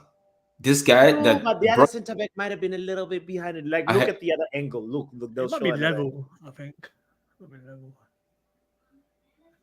What can Guinea do? Yeah. That was a good break, honestly, that was a good break. I thought I was actually going to go past this guy. I just saw it was He's that was fast too. That was a last man actually as well. It should have been a red. Yeah, that's and good thing is on a yellow, so maybe the next one he'll get one and stay on side. Stay on side. Don't go. Stay on side. Right, that's the other thing. Oh, you're offside, bro. What fake did he get? Offside. Oh, come on, that's miles offside. So, You tell them to stay on side, they do what they want to do. Because now, if he had put the ball at the back of the net, then the referee would have to raise the flag up. I'm like, yeah. He's offside. He's offside. Like, stay on side.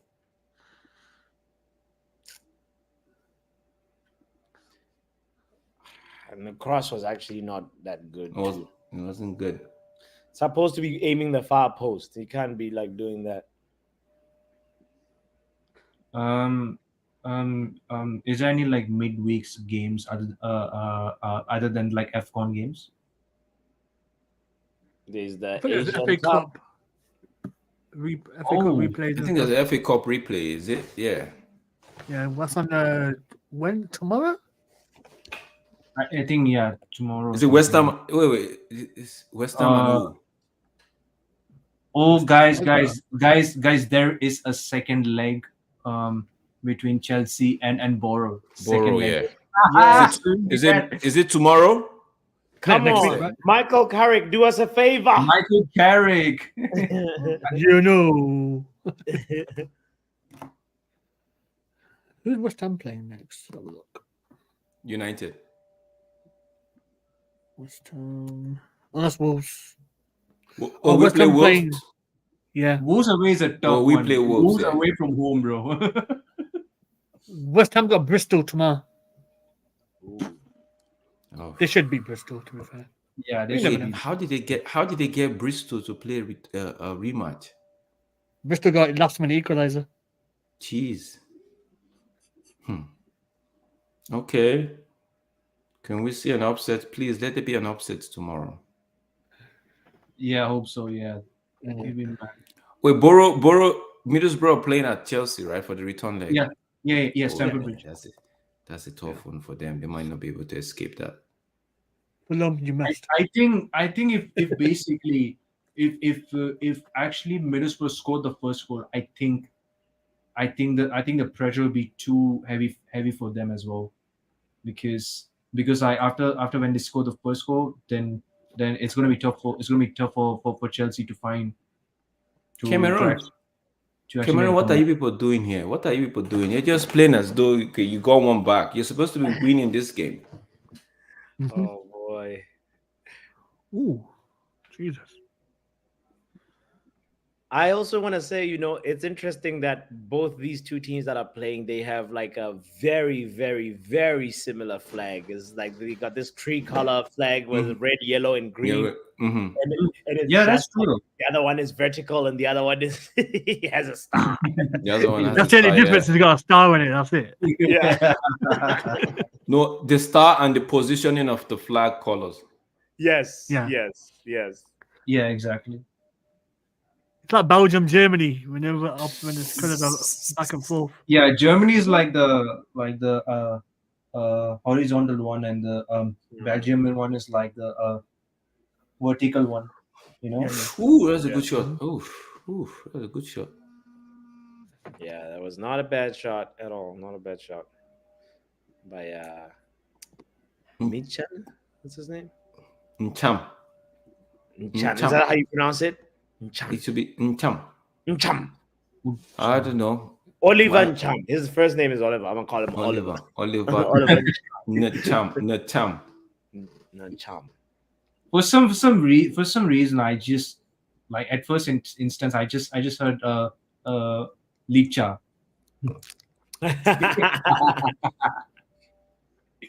Is this the Cameroon bench? I don't see. Okay. Apparently, the flag. I mean, the star represents. It's a star of unity. It signifies the unitary status of Cameroon. So just a little tidbit about. Yeah. Okay, I know they have the Anglophone and the Francophone section. Francophone influence. Yeah. I had a friend in Cameroon that could. English was so so sweet, so smooth, so like if she's talking, Yeah. you would think she's from UK from back then in school. Like, are you from? Yeah. Are you British? Of She's course. like, no, she's Cameroonian. Then when she Wow. switched to French, I'm like, yo, wait, you could speak French as well? Yeah. And it's so I'm like, yo. She's like, Yeah. she's from the Francophone side, but she's schooled and the Anglophone side, so she could do both. I'm like, yo, man, you should go back home and work for your country. Right. And probably also there's like a bunch of also local languages that spoken in Cameroon as well. So it's like a usually people there are just bi or trilingual already from from bed. Yeah.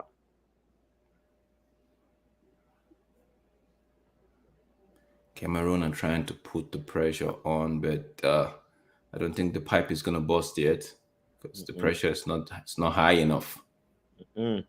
Increase it. Increase the PSI. Now listening to you, Drex, that attacking the center back. Everybody, there's an overload. Increase the PSI. Take it up. Bust. Let the pipe bust. I think Guinea are just playing hang on. Guinea are just hanging on. They're just guys are looking at the clock up there. They're like trying to check the time. It's only 68 minutes. They're about to end the stream. Lean back. Lean back, FC. Lean back.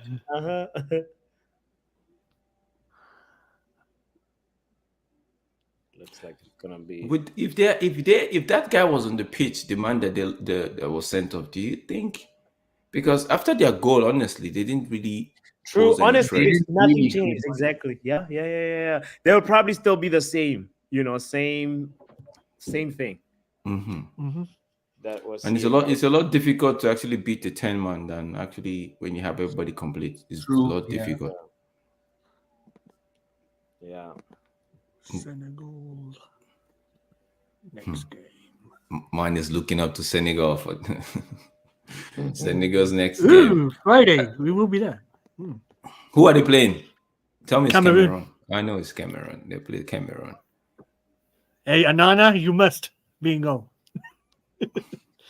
No, you want to. You want to be careful what you wish for because Onana might be in goal and might do a David De Gea for you guys for Cameroon on that day.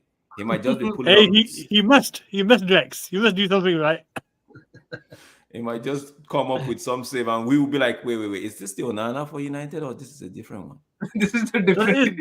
Yeah, the whole point for me as a United fan, I'm like, Onana, just go to AFCON, pick up some form, get some confidence, save some shots. Yeah, you know what I mean.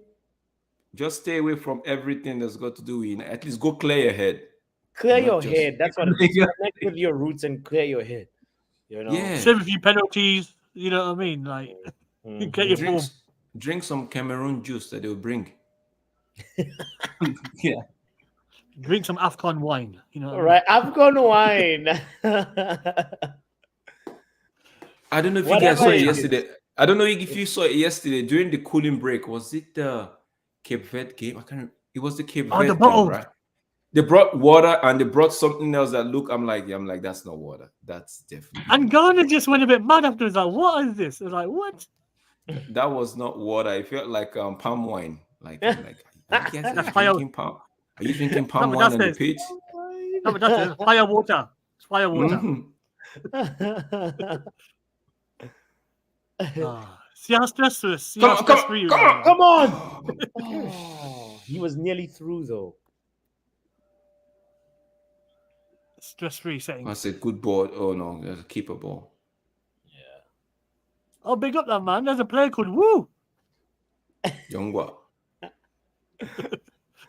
Sorry. He said, woo. Sorry for any Cameroons watching. I don't mean to offend you, man. Yeah, his name is Chris Woo. Woo, Ric Flair. Woo. He plays for Rennes. Oh, fair enough. Yeah, That's Christopher not a bad Woo. side, actually. Right? He's not a bad centre back. 22 years of age. Oh, he's young. Yeah. He actually looks it though. You could see on his face. Ineos should put him on the short list. I knew you would say that. I would. This guy is. I said short list. I didn't say we should sign him. I Was said it was it scouting. the Equatorial Guinea's goalkeeper that Mark says United should sign up? Should go scout. Oh no! So, Oh. no, Equatorial Guinea goalkeeper yesterday he actually saved a few shots, right? He saved them. He kept them in the game. Yeah. And Mark was like, "Oh, we should sign him up." That's what happens when you don't look at a lot of goalkeepers that do that I mean, job. And he plays for Alaves. He plays for Alaves. Uninteresting, right? The Equatorial Guinea goalkeeper yesterday plays for Alaves. I'm like, really? Yeah. Sign him up. Mark says, no, don't think. Just go. Sign him up. Sign him up. It's not Football Manager, man. You guys do any other watch alongs today, or just the one you do? I think it's probably that's the one I'm. I think it's this one. And then I'm gonna do a review of the United game later. Okay. Oh, do you have to? I'm reluctantly gonna do a review. Oh, you can do like play ratings and stuff, yeah? Yes. We're gonna give grades. That is gonna be uncomfortable, bro. Yeah. What time is that UK time for the chat? Around 10 UK time, 10 p.m. Oh, okay, That's I'll like- be there. Oh, that's not bad. 30. Yeah. That's like 5 my time, I guess, or 4. That's all right. I think maybe an hour after this game. Yeah. Pretty much. I just have like a work thing after this game, and then as soon as I'm done with that, I'll be here. Wait. Why are you guys? Just Why are you give me a guys shout for that laughing? box, innit? Why are you guys laughing? It's not like we did bad yesterday. We just No, not bad at all. we It's just like, couldn't just see it out. And yeah. You know what's funny about yesterday's stream there, but yeah, I went about 1 hour 30 in. I thought you guys were gonna be leaving about 2 hours something. 4 hours stream. What? I know. And I wasn't even planned, It was just like, oh, Man United just lost. Let's wipe our tears and forget this by watching El Clasico. And then the El Clasico stream it was about to head to the, once you pass the 4 hour mark, I was like, okay, no, we're gonna go to 5 hours now. No, guys, come on. That guy on the telephone killed it though, man. Big up to him. Yeah. Oh, yeah. There was a Barcelona fan on the phone. Yeah. oh, okay. Wait, are you, Danny? And yeah, he kept on. The funny thing about him is like he likes to troll. He's like a little bit of a dignified Chelsea Dan. Mm. Oh. Like, Okay. Oh, cross it front time. Oh my days! Cross this ball first time now. Oh my! You see? Oh, now you're what are in you trouble. guys doing? What are you guys doing? Make Cameroon walk. Okay. These guys can't be losing. It can't be wasting these opportunities like this, man. Yeah. How long is this tournament on for? Is it about a month, is it? So February 11th, if I'm not mistaken. Yeah, about a month, yeah. Yes. Oh, just like your normal like duration on when it's like World Cup, Euros, that sort of thing, isn't it? Yeah. Oh, that's right. Oh, that's something to watch. Honestly, after the Premier League season, I can't even wait to watch to actually watch the Euro 2024 season. Who you got for that? Who do you think is gonna win? Who do you think England. will win it? I think England. France will win it. I think England will win. Is gonna win it. If he picks Kobe Mainoo, yeah. Southgate, If I'm he just- calls Hey, Kobe Drex. Mainoo, if I'm just he- trolling. Southgate tax, man. Southgate tax. I'm just trolling, bro. I don't. I think. Yeah. yeah. I I think don't France will know. win it. I think France will win it. I think that'll be too strong. France is stacked. I will say See, come to think of it, Southgate aside. Okay. I thought it was That a goal, man. good chance. Yeah, I thought it was Southgate a goal. aside, right? They have enough to win that to be in the final, right? England. Exactly. They 100%. have. If the likes of call it Rashford put their head Foden. down and actually want to win something, they be grounded and play, like be humble and play, right? And I think maybe Sancho going to Dortmund might just revive anything that's left in his England career, right? So Probably, I yeah. think he'll be in the squad. I think. You should think be. Sancho is going to be included in the squad? I mean, Maguire barely plays for United and he gets selected. So here we are. I think Sancho No, thing but is like, way that's past because performance. Southgate has history with Maguire, I history think with what it is there, Rashford, bots, you know. because Sancho is of quality midfield. We can't be playing Jordan Henderson in the midfield. We can't be doing that. Yeah. If we play Jordan Henderson, bots, I'm calling you straight for. I think allow the streams. Forget it. No, but if Sancho does well, and my thing with Sancho is he should just put his Just head play on the the game. ground and look for somebody to advise him right. That's all. Because if he Yeah, of does, course. let your performance, right, do the job 70%, right, and you just tweak your attitude, and the rest 30% is done. Yeah. Because you could be a good footballer and you have nasty and stinky attitude. Not all managers can condone it.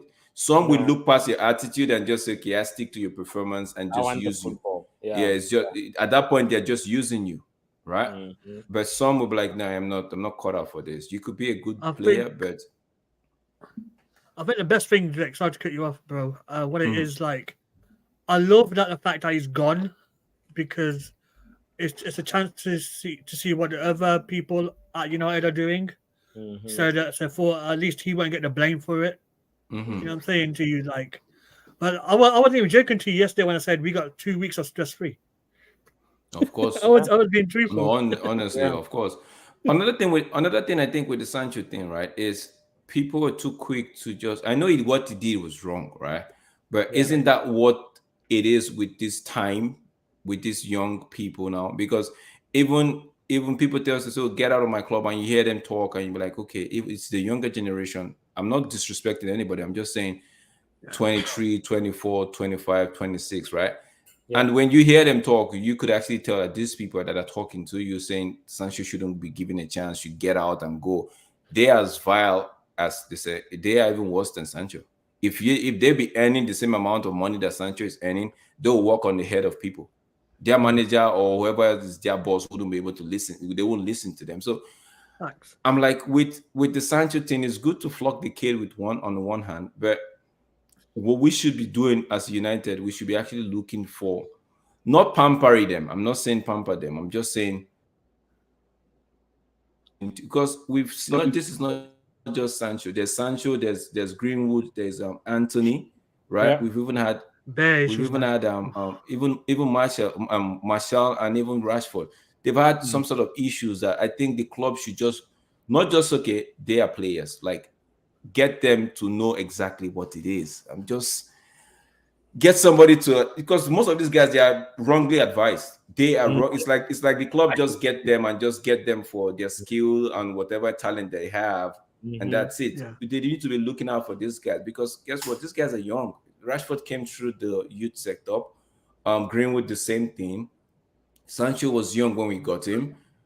Even the said Anthony too is a young chap. So we could actually have something in place. I'm not saying we're a charity, but we actually have something in place. If we are united and they tend to say, okay, we should be the moral high standard of most clubs, then we should be able to know how to look after these guys, not just the talent wise, also to some extent the level of personality. Like, I get you, Mark. I'm not saying it's the club's responsibility. It's not the social club. I'm saying why people tend to say, okay, for the Greenwood case, morality issue came in when the club was supposed to be bought by Czech Jassim.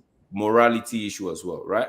So if we're going to be held on the moral high ground, then we might as well just start trying to see how we can help them while they help us. It's a two-way street. That's my opinion, though.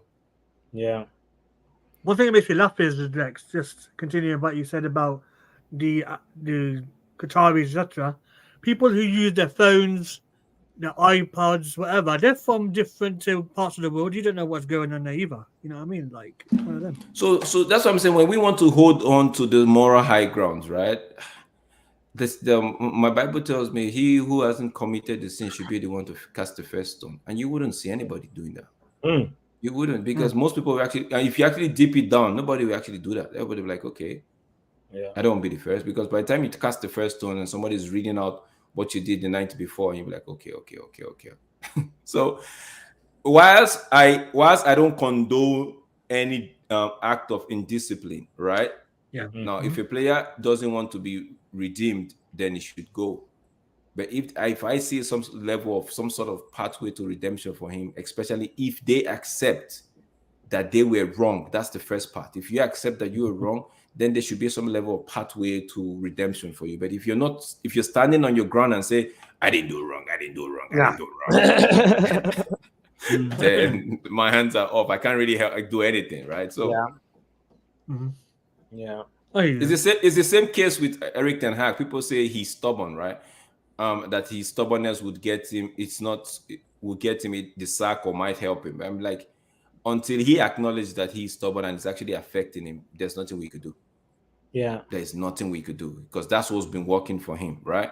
So it's just me. I don't know. I just I feel like no, but I mean, part of being a manager, though, Drex, is being stubborn in your ideas and what you think the way football should be played. Because at the end of the day, there's a million billion ways you can play the game of football, and how. Oh, Cameroon is asking all the questions. The balls are arriving in the box, guys. Oh, and then he blasts over. But the whole point is like some of part of like having a philosophy is committing to it, even if other people really see it quite clearly. Then they're like, when the moment it's successful, they will have the aha moment and see that, oh, this is what your ideas are about. You know, this is what you're trying to build. So, but then there's a balance. You can't just completely just sort of like focus on like, this is how I believe I'm gonna play a back three when your players don't have the capacity to play a back three. You know, like you know, it's like you have to find a balance between listening to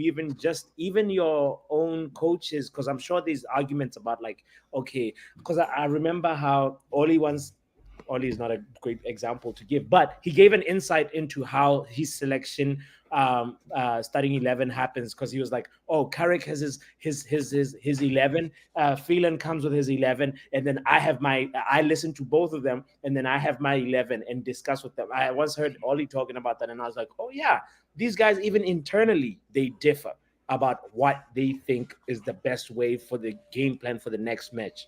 And ultimately it's the job of the manager who's there on the line of fire to be like, all right, I'm going to make the decision to go this with this player and play this way. We're going to play on the break, or we're going to, try bring man to man, or we're going to go, mid block, whatever it is. It's like you have to believe in it first as the manager. I hear you. So I hear you. So that's why sometimes I've said, leave him to do what he wants to do, right? It's how he believes he could get result. Now, he's right to say, like you say, when Mark is saying, when he said the players don't have the capacity to play Ajax ball, everyone called him a fraud. Everyone called him a fraud. I get it, right? But I don't really want to go into Eric Ten Hag and the players. Yeah. Most of us, we've seen it. 5 years or 4 years, we've seen that these players, even the capacity to play counter-attacking football, sometimes they don't even have it. Most of our players, we don't have intelligent players. Until we get intelligent players, right? That's what we have to get. Yeah. We have to get intelligent players, like players that would play to instruction, not just play because things are not going their way, the way the manager said it. They just throw the manager's plan out of the window and just try to improvise. And your improvisation is not actually okay.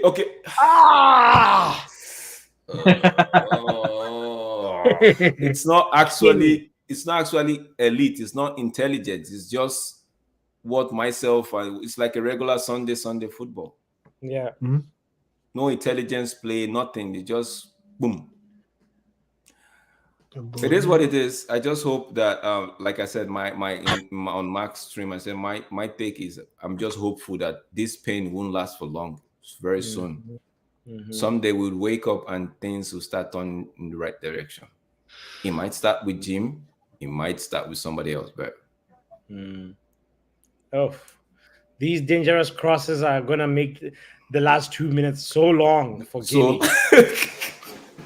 So long. They have to hold on. They have to. What is this? Cameroon! Oh, good what save! a save! Whoa! Nice. Put him on the short list. Goalkeeper 2007. Right?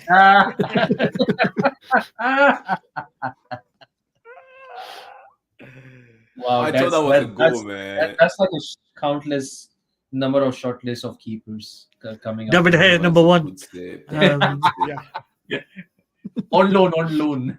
Toko Ekambi with the strike, goalkeeper with the beautiful save. Yeah. Oh, You notice, Papi, you notice what he did? He didn't just push the ball down. He actually took the pressure off he took the sting ball, out of the ball. out of the ball. Yeah. And then he went to claim it before the you know, this is good. Some coach will just goalkeeper will just push it back into the dangerous zone without control. Yeah. This was be a very, very important point for Guinea because because with the advantage that Cameroon have, they've not been able to use it. So and I think Guinea should be able to win Gambia. So right. So they're actually in a very, very good position. This was almost, you could say Senegal and Cameroon are the clear favorites to go through. Yeah. But now it makes the next 2 match days very interesting. Very interesting, yeah. Because if Senegal wins Cameroon and Guinea gets a win from Gambia, then it puts them in a good position. Yeah. Agibu, he's been having a very positive game, looking like a threat on that right hand side. Yeah, boys, he's actually. I don't know why they're not making him. Why they don't give him the ball? Like just put the ball. Give him the ball. I hate fouls like this. Man.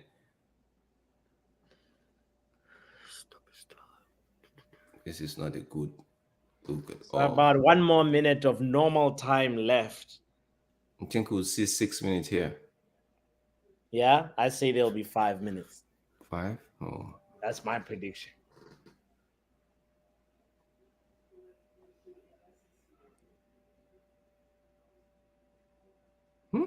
This guy. You can see that guy. He's taking off the whatever. It's hot in Africa right now, bro. Super hot, bro. Super hot. Mark says 8 minutes. I say 6. Right. I say 5, and they're about to announce it. 6. Drex was right. Because from yesterday's game, I knew like with the break, I'm like the red card. True. Mm-hmm.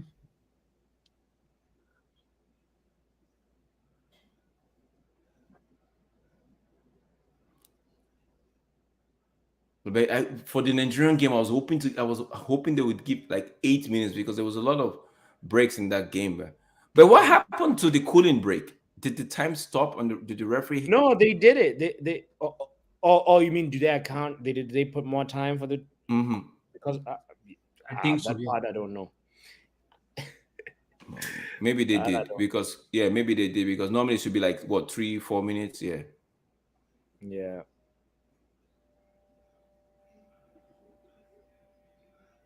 Cameroon, no, Guinea, please, whatever you do, hold on to the good. Hold on to this lead. Hold on to this 1 point you have. That was not a bad pass. Yeah, this would be like another kind of like upset if this is going to be a draw. I can't. Sky Crab would be cussing. Song out. He's singing the song out. Song out. Oh my days! Because He actually called. It was like they might even referee. That's a foul. Beautiful. Thank you. Who did they even take Maghreb out and replaced with? The guy is it this one? So He's bleeding. Oh, if he's bleeding, then it's gonna take like extra 2 minutes to play, extra 2 or 3 minutes. I don't think I play through that. Damn, bro. Referee be like, nope, I'm not stopping. You carry on. No, they yesterday there was something like that. They ended up playing. It was 6 minutes. They ended up. Is it 6 minutes or 8 minutes? They ended up playing 10. Yeah. 10, Yeah, 10 or 11 yesterday. It was the Ghana game. I was like, no, please, referee, please, you just put the whistle. You could actually blow it. You could blow it before the 8 minutes, right? You could just do the thing. No, that's not true, Drex. The edit time is minimum 6 minutes. That's what it means. We could be here for half an hour, you don't know. We could be here for half an hour, but Like because I actually wanted Cape Verde to win at all costs. Don't allow Ghana into this game. Yeah, fair enough. Okay. Come on. No, that's not bad. Whatever you do, just keep the ball here. Yes, run down No, the it's clock time a to bit. go for a smash and grab, bro. Oh, Guinea ball. Guinea ball is that? It's actually it's not bad. Not bad. Not bad. The Awara ball. The woo ball. Mm-hmm. Big shout out to everybody that's joining in right now. Kindly hit the like button, by the way. We're on the dying minutes of Cameroon versus Guinea. Referee, how is that a foul? The two of them just... It was a 50-50 collision there, I think. I don't know. How is that a foul? Just WWE. Mark, please. Mark, I'm not going to bring this up. I'm not going to bring your comment up. Just leave it there. I'm not going to bring this up. He says goal incoming for Cameroon. Oh, my days. Which means there'll be a goal coming for Guinea. Okay. Big up Mark every time.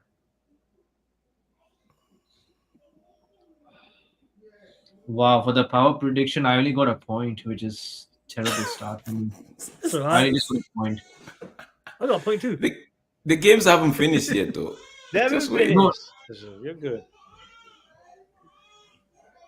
Oh! Clear. Mark, please, Mark, please turn off your TV.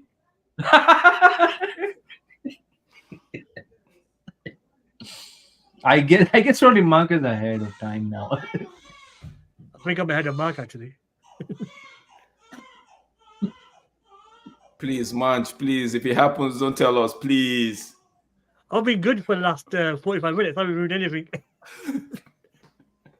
I just sit here. Mark saying Mark and MUFC fan says I need Arsenal to lose. Mark is like full. Mark is like full on full like hate along, man. You know. No, Mark wants Arsenal to lose to get a point to get hate along.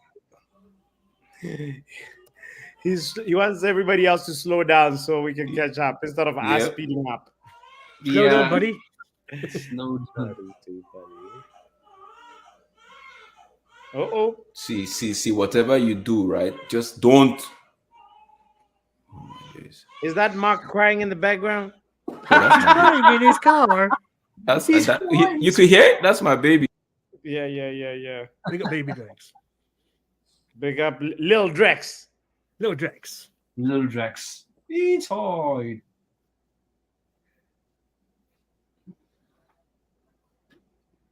All right.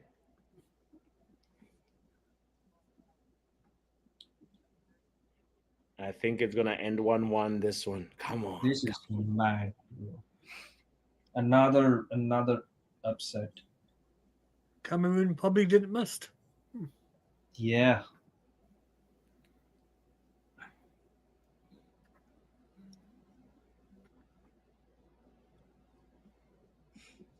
Mad, I was hoping for Cameroon to score a goal in the end and win that game, you know. KD. Kevin Durant in the house. Yes. Big up,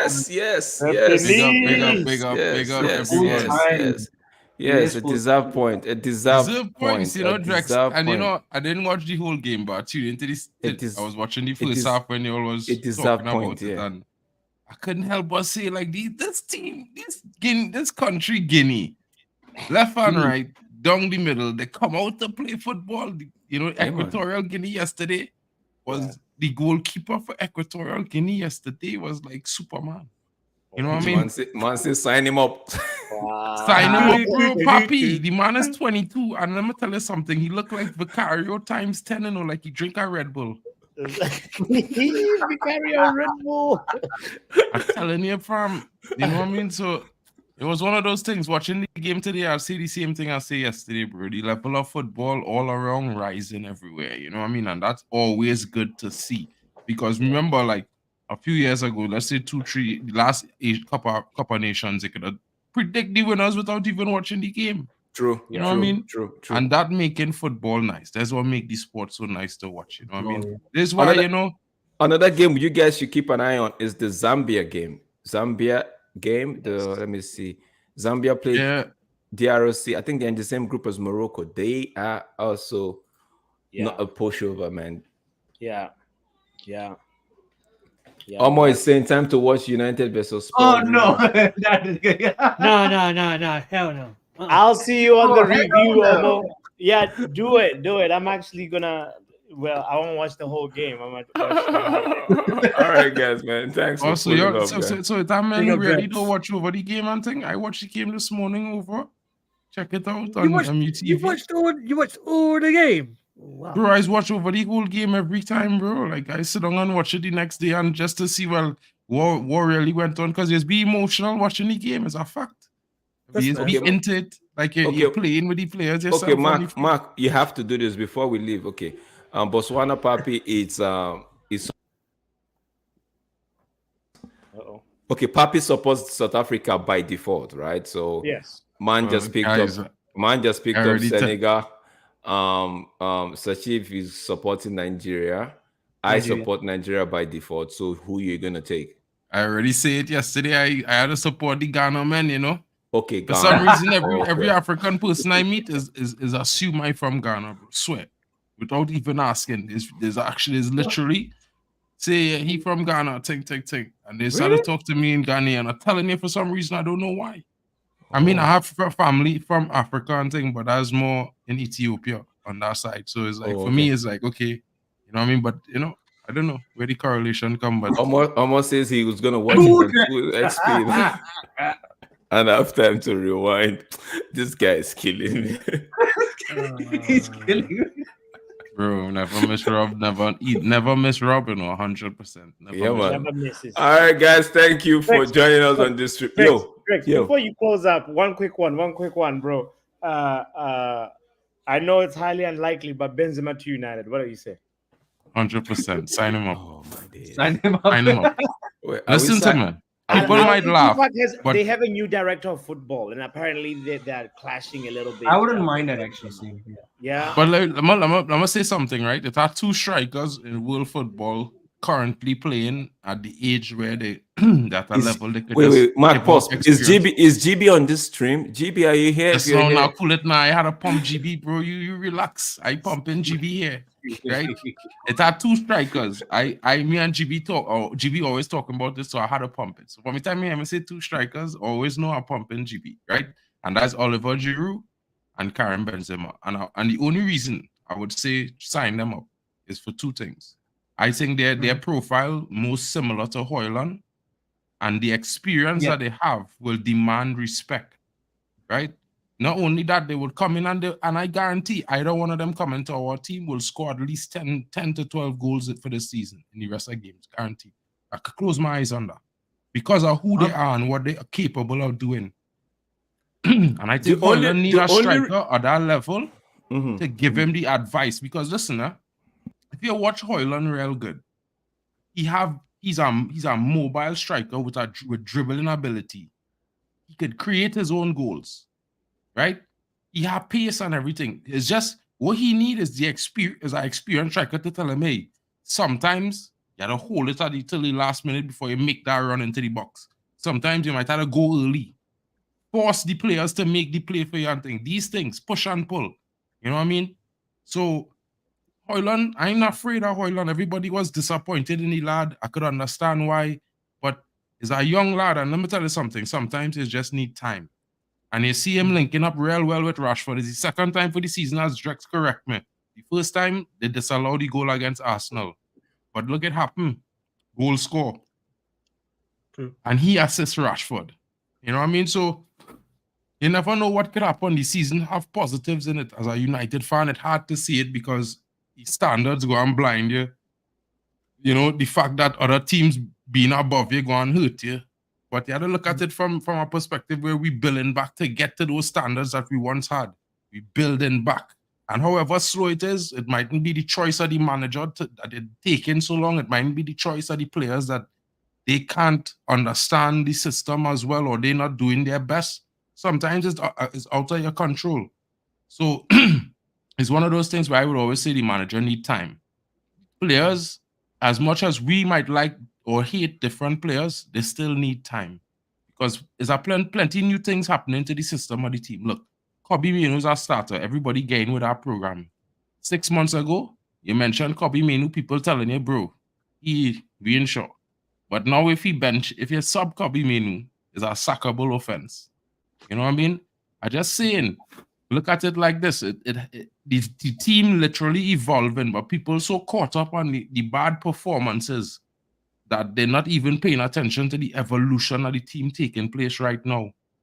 And sure, we're not doing amazing, but just look at it from this perspective. We could be in Chelsea position, who spent 3 months in 10th. They was in 6th, they was in 7th for like 11 hours or 12 hours or something like that. They're back in 9th. And by tomorrow, they will be in 10th. You know what I mean? So it's like, we could be worse. Mark is just, for Chelsea, you're just like, okay. You're going up and you're going down. I see. I get you. The reason why I'm thinking it about the Benzema thing, right? Yeah. I have to look. I see. One of my fear is United. And when I say United, this is what I think I explained it to GB the other day. Like, in United, he could come in, do the job, and United would, for some reason, give him a 1 year or 2 year contract, and we are back at square zero. Bro, I'm not saying it's a bad player, Mark. Just listen. I'm not saying it's a bad player. Not that. But if we want to move forward, right? Should we be doing that? If it's going to be a 6 months contract and strictly 6 months contract, then I'll take Karim. Yeah. I'll take Karim. But we know how the club operates. We know how they move. We know how they go, right? So I'll take Karim. Assuming that months. Based on the fact that we're not taking into real context, that it's possible that the Ineos percentage might overrule some things and change something. No. I'm saying from background knowledge. From background knowledge. Yeah, I'm not. Yeah, but that's the past. We have a 25% takeover at hand right now, ratifying. So when that ratify, I just saying, I was not for this. But I'm just saying, if we take into account that this ratifying and this going to happen, like Daddy Olmo is always be talking, right? Maybe they make a better decision going forward. But even if he get a year contract, bro, for me, how I looking at it, right, is that is him coaching Hoyland and the other young strikers that we might have. Oh yeah, those are the positivities. Those are the positivities to draw. Yeah, but that's why I would pay him for a year. In my honest opinion, is a win-win situation. Whether we keep him for a year or not, it's a win-win situation because his experience is going to rub off on Hoyland in that period of time. So in a way, I could understand your fears because I would have the same fears. They might sign him for 2 years or sign him up for a whole next year. And I have that fear as well. Yeah. But I'll be completely honest, right? Look at it like this. He's a striker, right? It's not really going to disrupt the process because we're going to lose Anthony Martial, right? Anyway, take it, he leaving. So we're going to really have 2 strikers. Anyway. Okay. And we should have at least 4. Papi, to answer your question, all right? I'm up for it because it looks now the way Mark just said. But I was up for it. But my own fear, I didn't even deep what Mark was saying. My own fear was just don't give him an extended contract, right? But looking at it from the positive in terms of, okay, if we actually give him a 1-year contract, the positive might end up outweighing the negative. So in terms of Hoyland and the likes of Garnacho and even our boy Rashford might if he actually puts his be humble, might learn a thing or two from Karim, right? So it's the positive outweighs the negative. So we do 6 months but I would not want him to do it 6 months. Yeah, I'll be honest with you guys. Yeah, Ariton, we're just talking. Papi just posed a quick question before we shut the stream down, like about would you take Karim? Yes or no? Like, would you take him on a 6 months contract? I'm saying I would take him on a 6 months contract, but if he's going to be going over 6 months, that's where I have a problem. I might have a problem. But Mark has come in to say, okay, even if it's a 1-year contract, there's positivity. There's some positive side to it that actually outweigh the negative side, which is Hoyland and the young strikers could learn a thing or two from him. So that's Anthony Martial, because his contract and don't be an Anthony Martial. So we definitely have the experienced striker we've been talking about. Although we wanted him maybe if he was 5 years younger than Karim, but Karim could still do a job. Maybe we'll end up scoring goals from our set piece. We might just end up scoring goals. And we have Bruno, so maybe... And Dallo could have another target that he knows he's going to attack those balls, you know? And Bruno, okay, Manj, go ahead. Yeah. I was watching Madrid game like many of you guys were yesterday, I'm sure. They are playing very good football. All they need is a striker, right? I think he goes back there until Mbappe goes. I think he goes back there. Okay, and see what Brush is saying. Brush is saying, if not for anything else, FIFA will be lit. For FIFA reasons. And he said, no, but he's saying on a serious note, what the player for Hoyland to learn from. That's where Mark got me. That's where Mark actually sold it to me. Like, he could actually, Karim is actually a good player where not just Hoyland, even because you could see Garnacho. Garnacho wants to learn.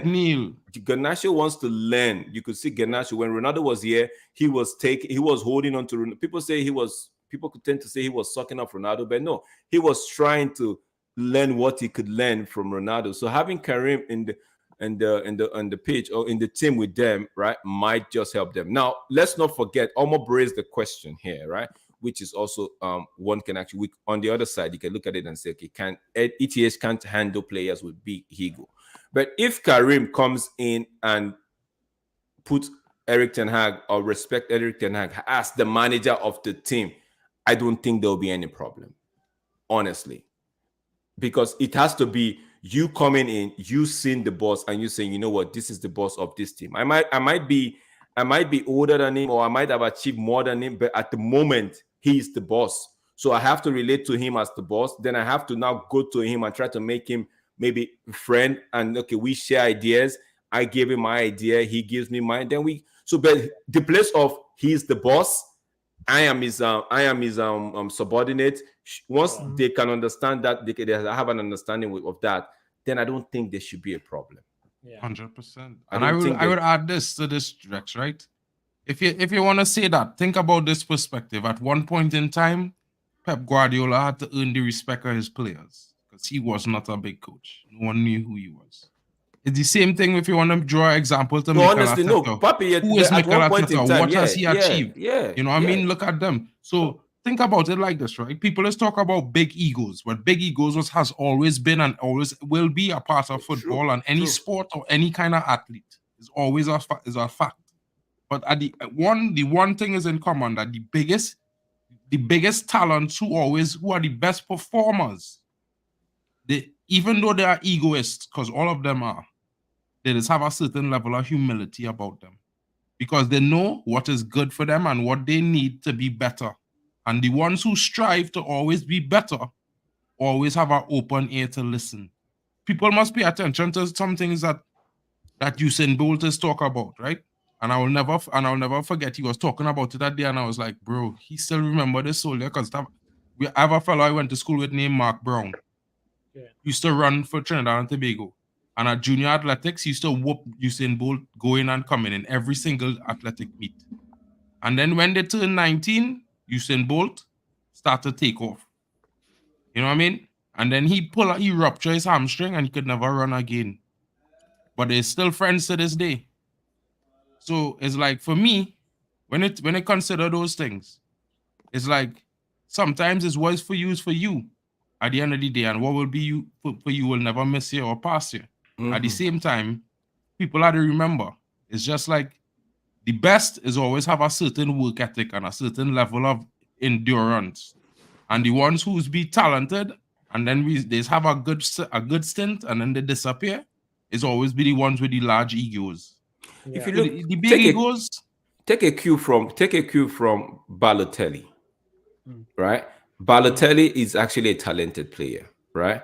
But he didn't. I think he's a bad example, but no, I'm just saying. I'm just saying he let his ego get the best ego of was him. bigger than his talent. No.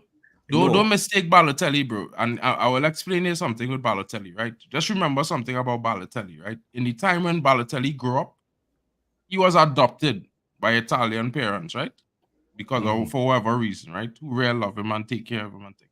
But I remember he grew up in a time when it wasn't as universal as it is now. Football, especially in countries like that, wasn't as universal as it is now. And for him to reach where he is playing for Italy, for who he is a monumental feat at that time, because he was one of the first ever. You know what I mean? And he faced out people used to throw bananas at his feet at every game he played, bro, all across the country. Even when he come to England. Understand what I'm trying to tell you? He's a big footballer. All he achieved in his career and his life. And people throwing bananas at him during games. And this was normal everywhere he played. At some point in time, and this is why, as much as I've been mad at Sancho, I will still, say, well, bro, that mistake. Even if I don't like what he do at Dortmund and what he say. And that is the only thing will get me to the point where I say, bro, I don't feel like I were back at United. And it had nothing to do with him. It's just that if you're so happy there, then it's better you stay there. 100%. That's my thinking. Here. That's my thinking. Because if you are happy there, why don't you just stay there? Because you will never be happy here. Exactly. But I would never blame him for his mistake and say, well, in the past 4 years ago, he do that at City and he do that here. Because for me, people is evolve and grow. And if you blame people on their past, then people should blame you on your past. So you have to be careful on how you're blaming people and how you look at it. And the past is the past. You can't change the past. It done happen already. That's why it's the past. So you can't really look at that and say, well, look, that's always going to be a cue to say, well, that's... And if people want to blame the past, they don't examine Erik ten Hag from the past. Because if we was to be realistic, Erik ten Hag, if his past record at Manchester United in the Premier League speaks for anything, is that he is a top 3 manager in the Premier League. Right? His winning record. Let's ask Papi that question. Let's ask Papi that question. Do you want Karim? Sashiv hasn't chimed in. I'll chime in after. Yeah, Sashiv. Yes, Sashiv. Sashiv, what you say? Actually, it's not a bad shout for because I feel maybe Benzema, because I think Benzema is not really that injury prone, so Benzema will be kind of like a just a better shout because he's won the Champions League, he's won the league. No. Sashiv, hold on a sec. You say he's not injury prone? I thought Benzema picks up injury, yeah. How's his injury? And he playing plenty, but he really go ahead, because go ahead, Sashiv. Oh yeah. I was just about to say he's won league titles, he's won Champions League. So like he really does have he does really have a really good experience. So as Brush says, like it'll be a very good play for Højlund to grow and adapt to be a very good striker overall. So yep. And he knows if he comes in, he already have a body in Casemiro to and hang out with, and Varane to actually go to club with. Let's go boogie. No, but I hear you, but it's just I'm going to look at like this. I'm going to look at it past the negative, and I'm going to just see the positive. It's not opium. It's just me seeing the positive. I'm saying I won't Yeah. dwell on the negative. Just see the positive, and will it benefit the young kids? Yes. Will it benefit us as a team? Because we need an extra striker. So these are questions you just ask. You check, right? Yeah. So like Mark rightly said, if it's a 1-year contract, and even if it's not perform, although we would say okay, he's catching in, but if he does the job in the next 6 months, and we know that okay, he's going to be helping, and we could see the improvements on the young Hoyland and Ganacho and the likes, right? We could see how they are improving in terms of their output and all of that. Then we could say, okay, it's a win-win situation. You came here to catch in. We used you to actually teach these children, right? We got you for 6 months. You helped us. It's a win-win situation for a year. But after a year, I should think everybody should go their separate ways. Don't make it a 2-year contract. That's precisely Drex, where for me, Man United has to sort of like, I love Benzema. I would have wanted him before he went to this Saudi. Yeah. You know, and I mean, I know that like this rumor is get a little bit of steam because whatever Al Ittifaq or whatever Al Ittihad, his name. Ittihad. They have a new director of football, blah blah blah, and he's like sort of like bringing new ideas and so forth. But financially, it most likely won't happen because like obviously he earns a big amount of money, right? Like $4 million per week or something like that. It's like a lot. Yeah, that's not what he's gonna be asking for. No, but I don't think. No, that's not. But it's gonna take some. It's gonna take something. He's It's gonna take something. He's not gonna ask for anything close to that, bro. Like he remember he was at Madrid. Listen, I just being honest. Like he want to leave. If you think about it from the perspective that he want to leave Saudi, just the same way. He wants to leave. Yes, he wants just the to same leave. way. Anderson. Remember, Anderson wants to leave Saudi as well. Yeah. So if he wants to leave, then Mark has something there, like to say, okay, you have to discuss take your a term. You have to and if discuss we gain your him a terms, chance to leave. I mean, he mightn't play Champions League this season, but if we get into the Champions League and you tell him, and you say to him, look, listen, we could pay you X amount now. If we get into the Champions League, we could double that, and you play Champions League next season. Cool. Do you know what's going to happen, guys? What's Guys, before I think what's happening is, I think all this talk about Benzema is great, it's fantastic, but I think Madrid will have a plan in place. You know what I'm saying? What they'll probably do, they'll bring him back, either go for Mbappe or Haaland in the summer to bring the striker role at the Bernabeu. So I think that might be the plan. Yeah. Cool. I'm not saying no, it mightn't be a possibility. So isn't it that if Madrid is having a plan to bring a 36-year-old Benzema back, so we are not wrong to actually want him at United? Because there are some people that actually use that logic to say, okay, if this player is not going this way, not going that way, why are we going for him? But there's the perspective of like, we are pension house FC. Well, guys, from Ibrahimovic, Cavani, Ronaldo coming. Yeah, we can keep. Yeah, but each one of those players come in and was top scorer for the team. They was best performer in the season that they come in. But then you'll hear situations like, Benzema was injured in warm-up because of a groin, whatever. These older players, when they get older like this, it almost becomes a little bit like. Well, I mean, if you're gonna use that as an argument, then we need to mention other players like Luke Shaw and thing who's spending more games injured than playing. No. Martial is more injury prone than anybody, he's not. I get where Papi is coming from. Just listen to Papi. But just listen to the point of just like changing an identity and being like, okay, we do not want to become a retirement home. That's all, and we have to find a different way to just still find somebody that Hoyland can learn from that is like more experienced. Young, that's what I'm saying. Yeah, we could do that. Who's better? I just saying, like, if you want experience, if you want a player to learn from the best from a certain level, right? You're gonna have to go for somebody who's done it before. It don't really have anyone else, let me say between 25 to 29, who's done it like that. Let me be real. Honestly, let me not be. Let me not be. Yeah, honestly. Let me imagine that it's possible because it's not. Honestly, they don't have anyone right now, 25 to 29, who's done it. If you want to actually look at Rashford's age. Rashford is 26, 27. He's an old man. Look add 5 years to that and say, okay, in the past 5 years, have we had anybody that we could actually say, other than them, Karim Benzema, Giroud, that these kids could learn from? Even nobody, even Rashford, this should be somebody No, we're that not kids could be talking learning about from. giving Karim Benzema a 2-year contract, or No, he's coming to be the 6 premier months, striker for the 6 club. months. If he 6 gets a months is 6 just months, to finish the season, yeah, and provide and to do our job. look at And Johnny Evans. Look at Johnny Evans. Exactly. We all Johnny did Evans, not want it. We did not want exactly. it. Nobody wanted Johnny Evans. Let's be real. Nobody wanted Johnny Evans. And now it's turning to be, if I ask you, Papi, you would call your first 3 player of the season thus far for United. Yeah. You might, like, we are 5 years.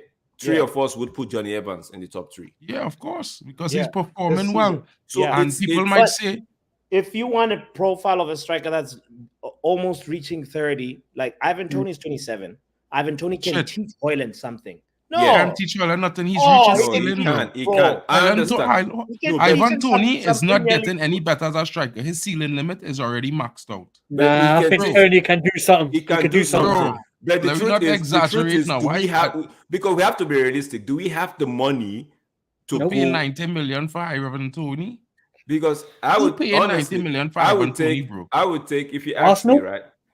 Chelsea? Yeah, that's good. Arsenal will not pay. Arsenal wouldn't even pay 90. Arsenal will not pay 90 for Ivan Toney.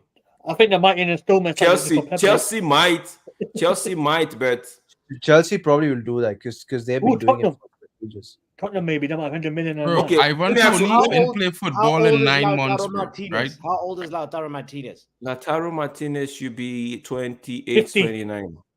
It's 29. Or he might be around the same as Martinez do. I don't know. Look at our Ken's comment. We might as well go pick up Lewandowski as well while we edit. You know what I mean? No, Lewandowski is well. No, listen to me, right? Harry Kane would have been the perfect player in terms of the experience. Suggest Harry Kane. He's not won nothing in his career. What could he teach anybody how to score? We're gonna get cheaper moting, ain't we? We need a cheaper moting on a loan. No, bro, like this, right? Abubakar. Maybe no. Listen, right? You see, you want to teach this striker, right? How I look at it is that this, right? I looking at it from the perspective. If you want experience, that has won things, right? You don't want experience. Not necessarily. Bro, the only good experience is one things. Harry Kane sits on no table with no legend, nowhere. Okay, let's call Choupo-Moting in then. He's experienced. And he's wanting experience. He can't sign for United, bro, because his contract is about to finish, and no German player can sign a loan when the contract about to expire. So see, let's do this. Let's take this as an assignment on the Papi stream, right? We're gonna bring names that we think could actually teach these guys that wouldn't cost much. I think people were saying Taremi. I haven't really seen much of his game. Right? Same. Never heard of him. I didn't watch. But Lautaro Martinez. I actually wanted Lautaro Martinez 2 years ago, but at the moment, I don't think it will be any different from what we have. Yeah, bro, I think Lautaro Martinez is a flop, in my honest opinion, as a striker. I didn't want to say that. That honest, that was how I see it. Like this, right? People let's talk about players who flopping and blah blah blah and blah blah blah, and then they go on and say Mohamed Salah is the greatest right winger in the world. He flopped at Chelsea for 2 seasons, bro. Hard like a big stone. You know what I mean? But wait, why are we looking for? I'm just trying to draw examples. If you look at Man City have Julian Alvarez, right? Who's doing really well. And it's not having it. He doesn't have anybody to teach him. It's not having any experience here. I mean, I look at it from the perspective of difference, bro. Like, okay, South Americans, bro, is a different culture to Europe, bro. To Europe, right? Yeah. So it's more like a kind of dog-eat-dog kind of situation in some circumstances when it's tough. It don't have all the amenities available like a first world country in most of those countries. So it's more like you're fending for yourself, right? And the world, how people say like, everybody should help and provide and aid, and it's like you have to fight for every chance you have by yourself, and it might have people around you that have better circumstances that are trying for the same thing as you, so you have to work twice as hard as them. No, you know what I mean? Bob, end the stream, bro. Why you even popping?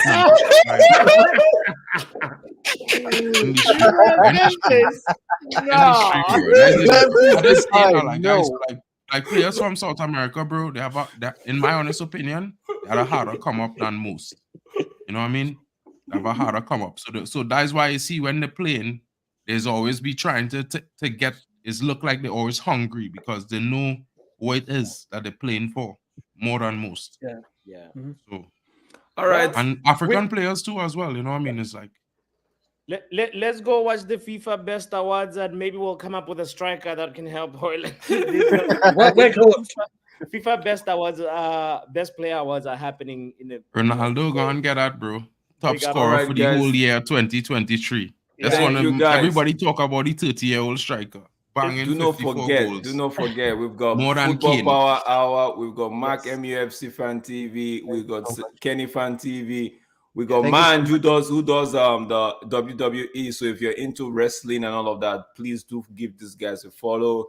Thank you so much, guys. I really appreciate you for turning up today, man. I really do appreciate every one of you. Don't forget, it's the AFCON.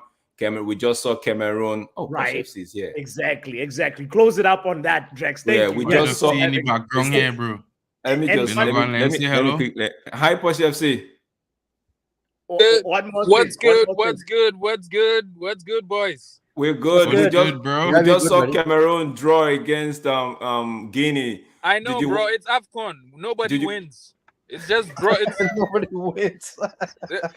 Bro. No, but Cape Verde won yesterday. Cape Verde won Ghana yesterday. Cape Verde. Watch FC. Listen, Cameroon had a goalkeeper called Fabrice Ondoa. Apparently, he's Onana's cousin. It's a family. It's a family business. I think it's a family. See, business is business. You see, that's Onana told them. He's like, bro. It took him 10 minutes to concede. Oh my day. I think this guy texted Onana and he was like, bro, I need to play one game in this AFCON. Just one game. Just wait. Just wait in Manchester. So that's why Onana was doing what he was doing, right? Yeah. You gotta help our brother out. What do you mean, man? You gotta help the brother out, bro. Everybody gotta eat. Aruten, are you asking of Kelechi, the one that used to play for Leicester? Is it the one you asked? Nacho. If it's Kelechi, he's in Nigeria. He was on the bench yesterday, but I don't know why my coach decided not to sub him on in place of Iwobi that was tired after 70 minutes. Bro, Iwobi started ahead of Ian Hacho.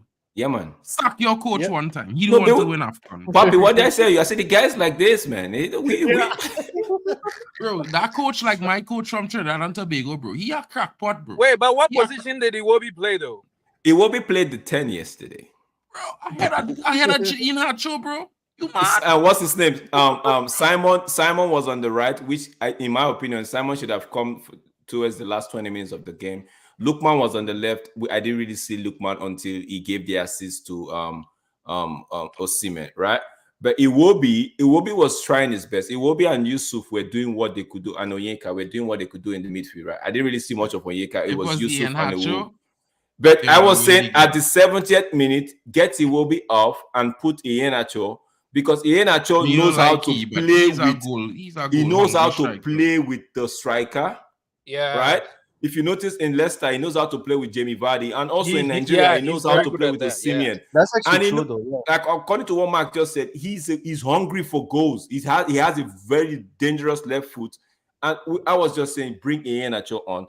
You can even bring Iheanacho, take what's his name for Iwobi, or take Iwobi, put Iwobi on the right wing, because Iwobi could play right wing as well, right? But it is what it. Like I said, I'm not going to blame him too much because Osimhen spawned the chance. Zadu spawned the chance as well. So if those guys are taking their chances, it would have been 3-1. And so that's why I don't really. I'm just AFCON, we don't score goals. We don't. It's not just football we are playing at AFCON, man. What do you? What do you think? But you know, he tried to talk about the other type of football that is played, like street football. See, you guys have been watching too much Premier League. You think we are playing football here? What are you, bro? I just feel the same way because I watch CONCACAF Cup of Nations and things. Almost saying Lukman is the reason Lukman is the reason if we win AFCON. Lukman will be the reason. Yeah. But Lukman didn't really bro. These are Americans, bro. we at war against them in No, but CONCACAF. Omo Lukman would be. I think Omo is Nigerian. I believe he has some Nigerian roots, right? Yeah, So he's Omo Nigerian. I always had to harass you more, bro. did Lukman really do anything for you yesterday? Other than that assist, I didn't really see him. I know Simon was not there, but Lukman, I was expecting Lukman to do something, right? But he didn't. Chukwueze came in and looked like he didn't want to get hurt. He just was Didn't playing. look like the AC Milan crazy. Yeah, at all. Like, For I don't real. know. But if maybe in the next game I'm going to look out for Lukman because we're playing Ivory Coast. I'm going to look out for Lukman and try to find out what you see in Lukman. Like England is getting the hype Rashford Manchester United fans is want to see. England shirt is get that. What we just hype as United fans, England is get for free. We paying 375k for it. England is but Trinidad suffer from that too. You know, we had Kenwin Jones was banging in goals for Sunderland in the Premier League, and when he come to Trinidad, he walking on the pitch. He walking, and the man walking for 45 minutes, and he break a sweat yet. All right, wait, let me see. It looked dangerous with, but maybe I'm gonna look at that game again because I have football. I'm go over that game. It looked dangerous with the ball and get into me. He did, I did say that. I think he was part of the reason why they didn't score some goals yesterday because maybe I had high expectation from him and it wasn't just meeting my expectation. Maybe that's the reason why I say I didn't see him in the game. I know for sure Simon wasn't there. Like Simon is the kind of player you just bring in last 20 minutes, run down the left back of the opposite team, run him down. Simon would run that guy down. He has pace and all of that, right? But yeah, it is what it is. Let's just, it's the African Cup of Nations. We'll be doing much of the stream, some other games. I don't think we have anybody doing the Algerian Angola game today. No, that's cool. No, but you when we go on live, just that's why you have to subscribe and turn on the notification bell because we'll be coming on. We've got games. We still have the South African game to and Mali to. Oh, we will be there. We have. We'll be there. I lost in the first game, but you know what? Ghana, I think they have a fighting spirit. We'll come back. There's a lot of Let's games. go Senegal. We still have Tunisia and Namibia. If you're the one that's rooting for Morocco, you still have Morocco and Tanzania. Morocco to is come. my second team. Yeah, we still have Morocco and Tanzania to come. So man already called it second team. Who's your third team? South Africa. Yes, it's South Africa. So just stay hooked up to this channel. Football Power Hour, Mark MUFC and MUFC Fan TV, Kenny Fan TV, Diop Sports, even Mand. I don't know the name of, but Mand. Just look out. Soon come. Channel is going to be arriving very soon, so stay tuned. So just stay tuned. African Cup of Nations 2023. It's been exciting. We've seen a shocker. We saw a shocker yesterday, and we saw one today as well. So, like Posh FC said, we don't really score goals in AFCON, but we might end. Don't listen to him. Senegal put 3 past Gambia today. Bro, okay, I can't listen to him because I see the Guinea teams play. Really? And I say let's come talk out about to that. play. Why is Senegal doing that to Gambia? I mean, that's what I want. Bro, but they are the powerhouse. They are the ones. Senegal and Nigeria's powerhouses in football. No, Cameroon. the point I'm trying to make is Senegal and Gambia. They're like it's like one country, bro. Still, I mean, that was Equatorial Guinea and Guinea like one country, but still there are 2 teams. Two teams playing people off the park. If they combine them, 2 teams is problem. It's Guinea and Guinea-Bissau. Equatorial Guinea, it's with Gabon and the southeast of Senegal. Oh, that's another zone. Yeah, that's another zone. So it's Guinea-Bissau and Guinea that actually share borders. So Equatorial Guinea is not even close to them. Guinea and Guinea-Bissau. It's on the other side. Yeah, it's all I end up bringing, but Gambia is literally inside Senegal. Inside Senegal, yeah. Gambia is like one small country inside Senegal. It's all love. Yeah, bro. Brothers help each difficult. other get 3 points. Like that's what I it is what it is, bro. All right, thank you guys. We'd have to go. So set up for I think Papi is doing the review of the game, of the United game. Review of the Spurs Man United game. Yeah, let's get ready. So get ready. Never subscribe and turn on the notification bell. We're going to review. Yes. We'll be there. All right, guys. Man, Call Chelsea around there because we need y'all to be there as well, you know. It's a We need to pleasure having review you your guys game on. as well because we're trying to figure out why y'all are still languishing in the mid-table, guys. All right, until we see you on the next one. Peace to me. I'm out of. Yeah, I'm out of here, bro. I'm out of here. Please, guys. Peace. All right, Drake.